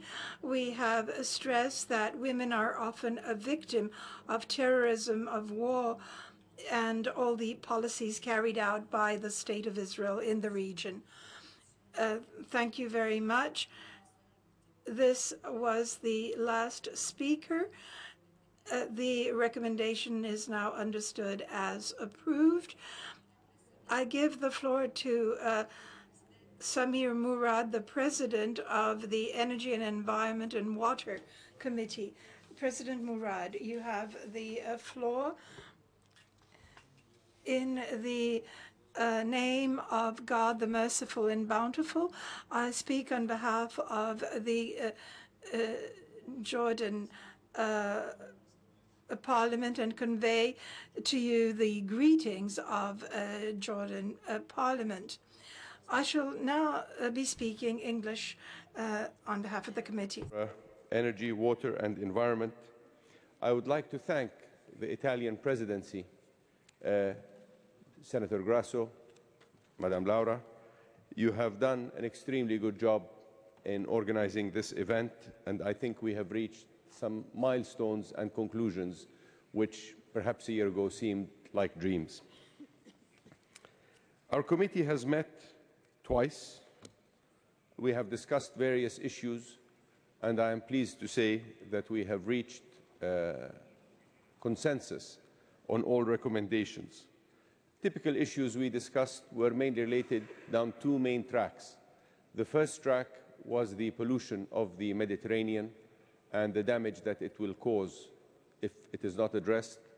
And of course, the other topic that we discussed was the significant impact of refugees and people on the move on infrastructure in host nations. We have discussed various issues. Amongst the issues we have discussed, of course, the precarious water position in the Mediterranean. We have discussed water pollution and its scarcity in states around the Mediterranean. We also consider that renewable energy projects and desalination plants will be major contributors towards a clean environment. We have noted that the large number of refugees in host countries have resulted in significant pressure on infrastructure such as water, such as energy, such as education, and such as health services.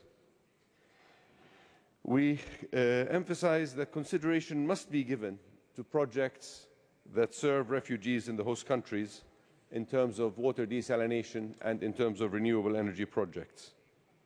We also consider that energy and environment are two interwoven projects, and they have to be very well considered on the global agenda.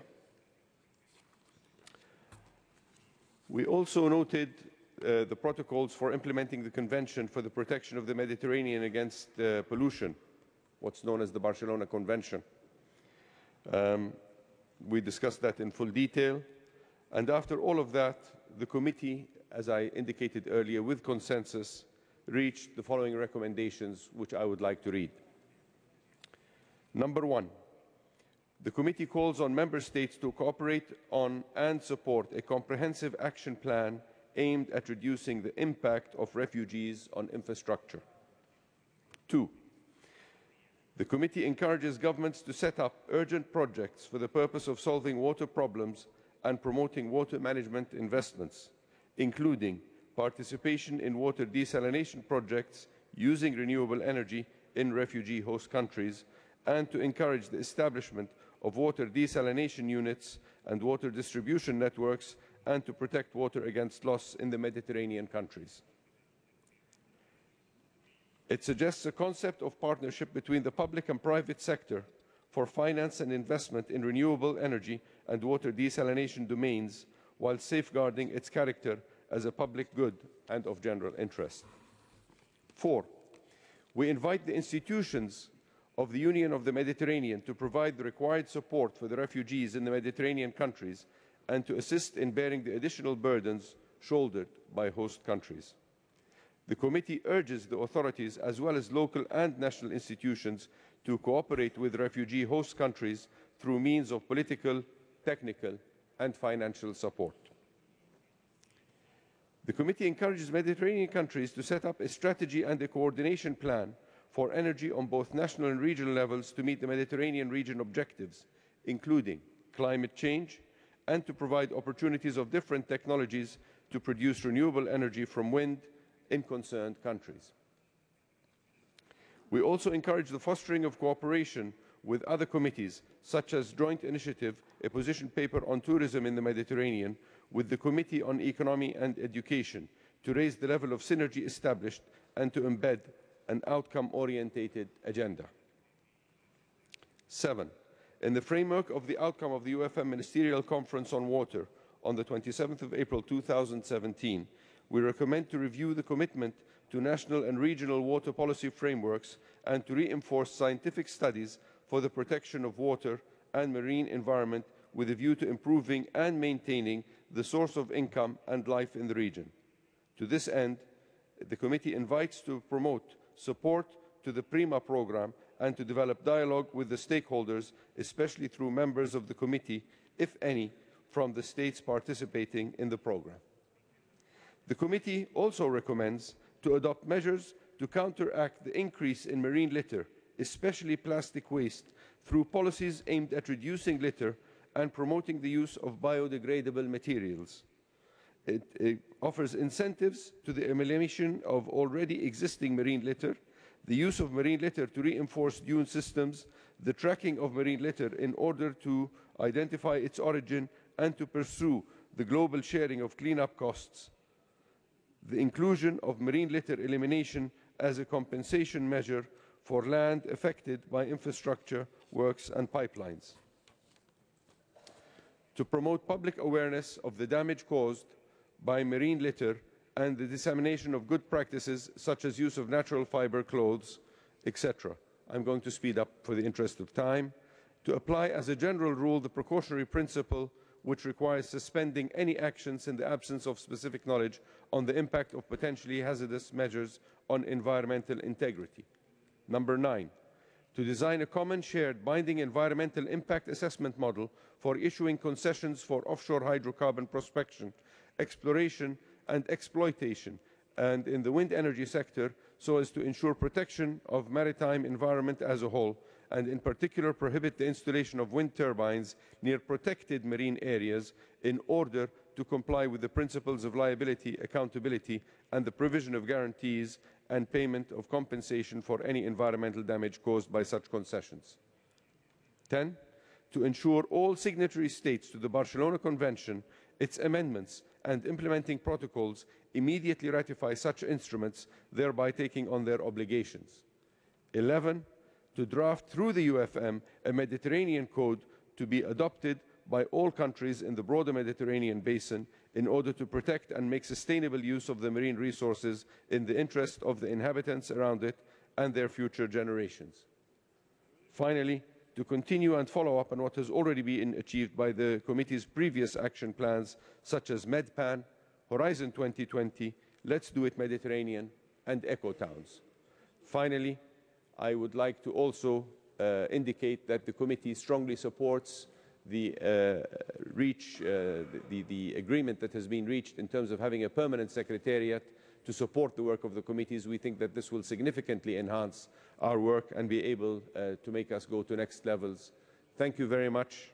That concludes my presentation. Molte grazie, Presidente Murad. Thank you very much, Chairman Murad. Well, since we've had no other requests for the floor, this recommendation stands approved. I shall give the floor to Tiziana Begin for European Parliament, President of the Working Group on the amendment to the Assembly Regulation Committee. Thank you. Thank again the Presidents Grasso and Boldrini for convening this plenary, and also thank you for allowing my working group to conduct our work. In the past months, we have worked on this reform process, which was already started a few years ago, and in January we met, regrettably, with very few participants. We arrived at an agreement, however, on a few elements which shall be taken into account in our future work. They have to do with 4 aspects. Firstly, the fact that the committees that are now 5 should not be changed, that the consensus rule should remain unchanged, and that it is important to retain a standing committee and a budget. And finally, we underscored the need to contribute to the budget, so this should be maintained, alongside a sanction system for those parliament that will not be contributing. On this basis, we sent out amendment proposals with requests for replies by the 21st of April. In this case, too, we only 4 delegations, Germany, Italy, France, and the European Parliament answered. The Egyptian Parliament also sent proposals. We learned yesterday that, unfortunately, for a number of organizational reasons, we did not receive them in time. We also focused on the fact that the lack or absence of a standing secretariat to allow us to perform our activities in a coordinated fashion has led to this lack of progress in our assembly. So we concentrated on this particular point, and we were able to agree on a request for a change to our regulation. We asked that Article 15, Paragraph 1 be replaced by a new text that I would like to submit to your attention for approval. The text reads, "The Bureau and the other assembly bodies will be assisted in the preparation and correct development of their work by a standing secretariat coordinated by the presidency in office. The staff can be detached by the European Parliament, by other parliaments or the European Union. The headquarters and the seat of the Secretariat will be defined and made operational as soon as possible, and at the very latest by the 1st of January 2018.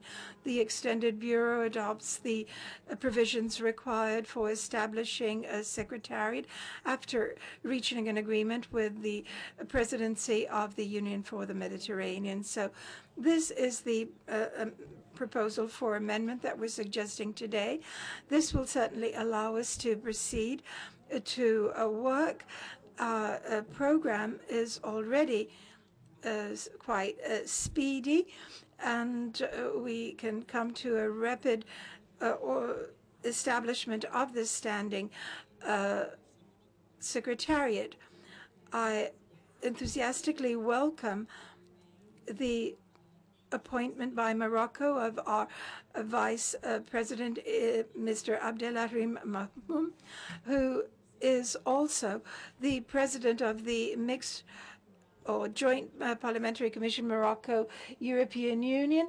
This will help us to better start our work.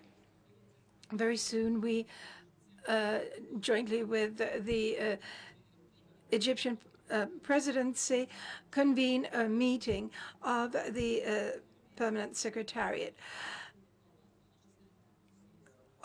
This suggestion requires your approval. I urge all members, I know that there are difficulties involved, but I urge them to attend our meetings during the year. I know it's easier during plenary, but a reform of the Assembly is a very technical matter. It needs a lot of follow-up and exchange of views, so it is really important that you attend meetings during the year. So at the next plenary assembly, I trust we shall have a shared position. Thank you for all those who have attended, especially the members of European Parliament who have attended this meeting. Thank you. Presidente Beghin. Thank you, Ms. Beghin. In compliance with Article 16, paragraph 2, all changes to the regulation should be approved on a consensus basis. The text has been circulated for this amendment to the regulation, so if there are no objections, this amendment stands approved. I inform you finally that the Presidency Bureau has approved the release of residual funds from the 2008-2018 budget for interpretation activities for the meetings convened during the last year. In this regard, I believe that Santiago Fisas Ayala of the European Parliament has asked to speak. He wishes to speak about the remaining and residual funds that are available to our Assembly. You have the floor. Thank you, Madam President. In our meeting, the Egyptian delegation raised the issue of frozen funds. And I think it's very important that the Assembly approves the release of funds so that we can work with full financial guarantees. So I would suggest the following declaration. Following decision taken by the Bureau at yesterday's meeting, confirming the possibility of using budgetary funds available, I propose that the Assembly decides to suspend the decision of freezing, and that the use of the budget will be carried out as part of the provisions of the financial regulation and the rules governing the use of these funds, and therefore I'd like to ask you to adopt this declaration. Sì, la ringrazio, onorevole. Yes, thank you. I agree with you. If there are no objections, there's no objections, we will approve this. So we hope that the working group on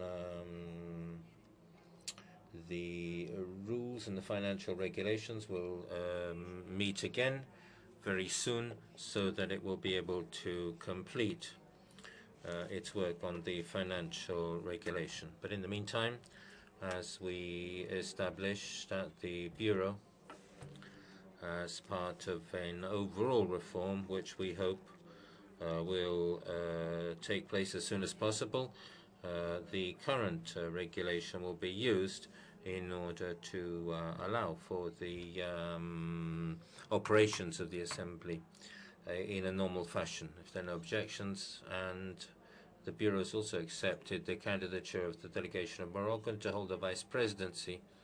It's already been said by Ms. Beghin in the working group on regulation, the rules and the financial regulation.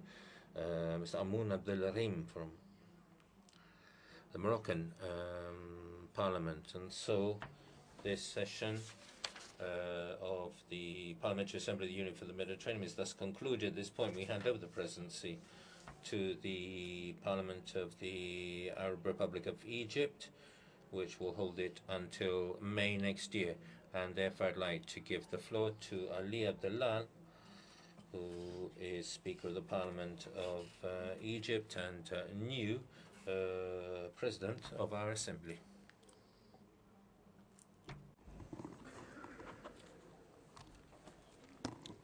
شكرا سيادة الرئيس. Thank you, Madam President.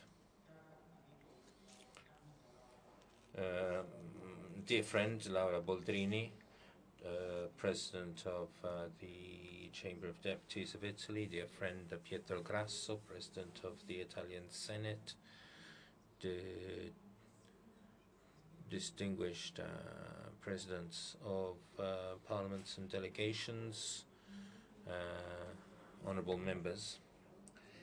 It is definitely a great honor for Egypt to be given the presidency of this assembly for 1 year.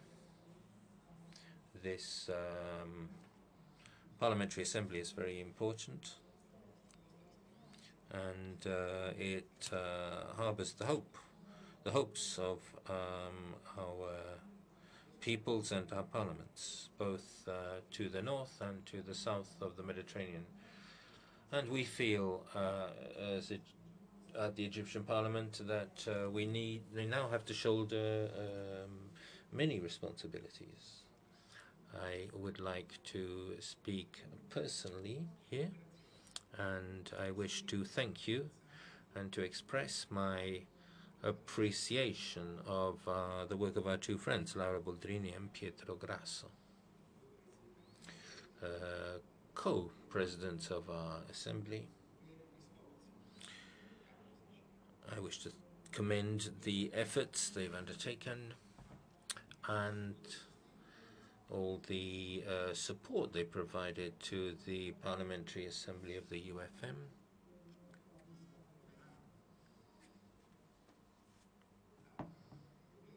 In the hope that I will be able to count on their support in my new responsibilities. And here I wish to express my appreciation of the role the Union for the Mediterranean and its Secretary General is undertaking to strengthen regional cooperation and Euro-Mediterranean participation and support for measures to promote development on the southern side of the Mediterranean. I also express my appreciation for the successful outcome of the second regional meeting of the UFM in Barcelona last January, and the roadmap which was adopted by foreign ministers of member countries. We express our total support to the UFM, Secretary General, and its Secretary General. Ladies and gentlemen, Egypt has launched an initiative for the Union for the Mediterranean together with France 9 years ago in order to continue the Barcelona process and achieve a greater security, greater development and greater prosperity for the peoples of the region. We co-chaired this process until 2011, and we hosted many meetings of the UFM. We also worked as coordinators of the Arab group, and next year we'll be hosting the second interministerial conference on development and the ministerial meeting on women of the UFM.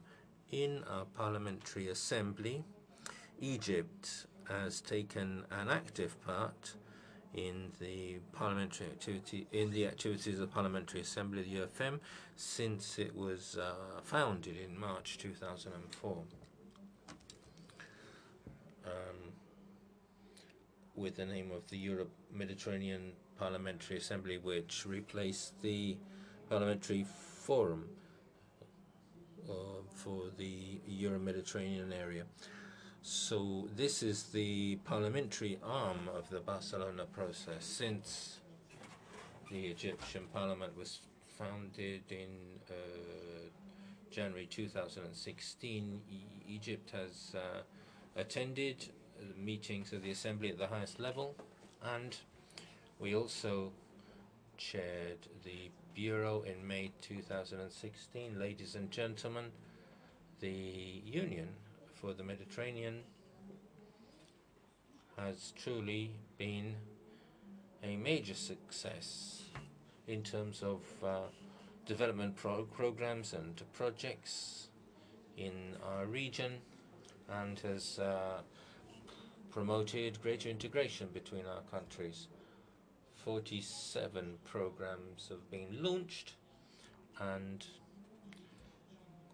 we're speaking of a budget of around 5.5 billion euros, 26 projects as part of in the area of human development, education, training, youth labor, women's empowerment, and 21 projects in the area of sustainable development, energy, climate change, and water and the environment. And notwithstanding this, despite this success, we haven't been able to achieve, to complete all of the opportunities which existed in terms of partnership between a highly advanced northern partner and our countries. Ladies and gentlemen, I know that I will, as President of the Assembly, I'll be representing the Egyptian Parliament. And today, in a very difficult situation for the Mediterranean area, there are many challenges, many threats which our countries face. There are threats against the stability of states, and this is a major obstacle in the way of the development which we seek. And this means, as members of Parliament in the Euro-Mediterranean area, that we need to cooperate among ourselves to face up to the challenges before us. And here I wish to say that our Parliamentary Assembly, thanks to the input of all our members,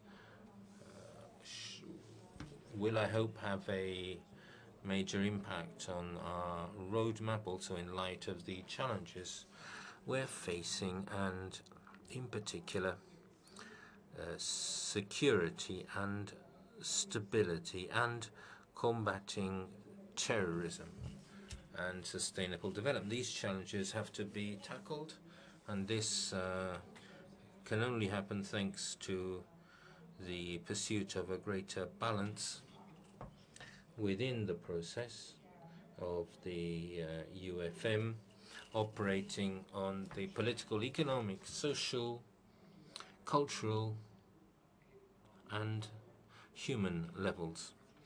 We need greater regional cooperation in this area. We need balance. We need to identify priorities, north and south of the Mediterranean. And I hope that we will be able to highlight measures which promote mutual acceptance and building of bridges between the different civilizations and cultures in this area.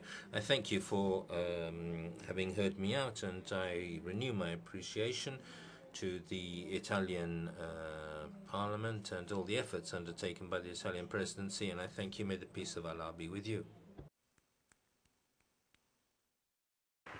Grazie. Many thanks to President Ali Abdel Ali Aal, and I wish the greatest success for your presidency. With this, I conclude our proceedings. I thank speakers. I thank the chairpersons of our committees. I thank all our delegations for having been here today, and also for the cooperation and the work produced during this year of Italian presidency. So we'll be able to continue our cooperation under the Egyptian presidency. Thank you.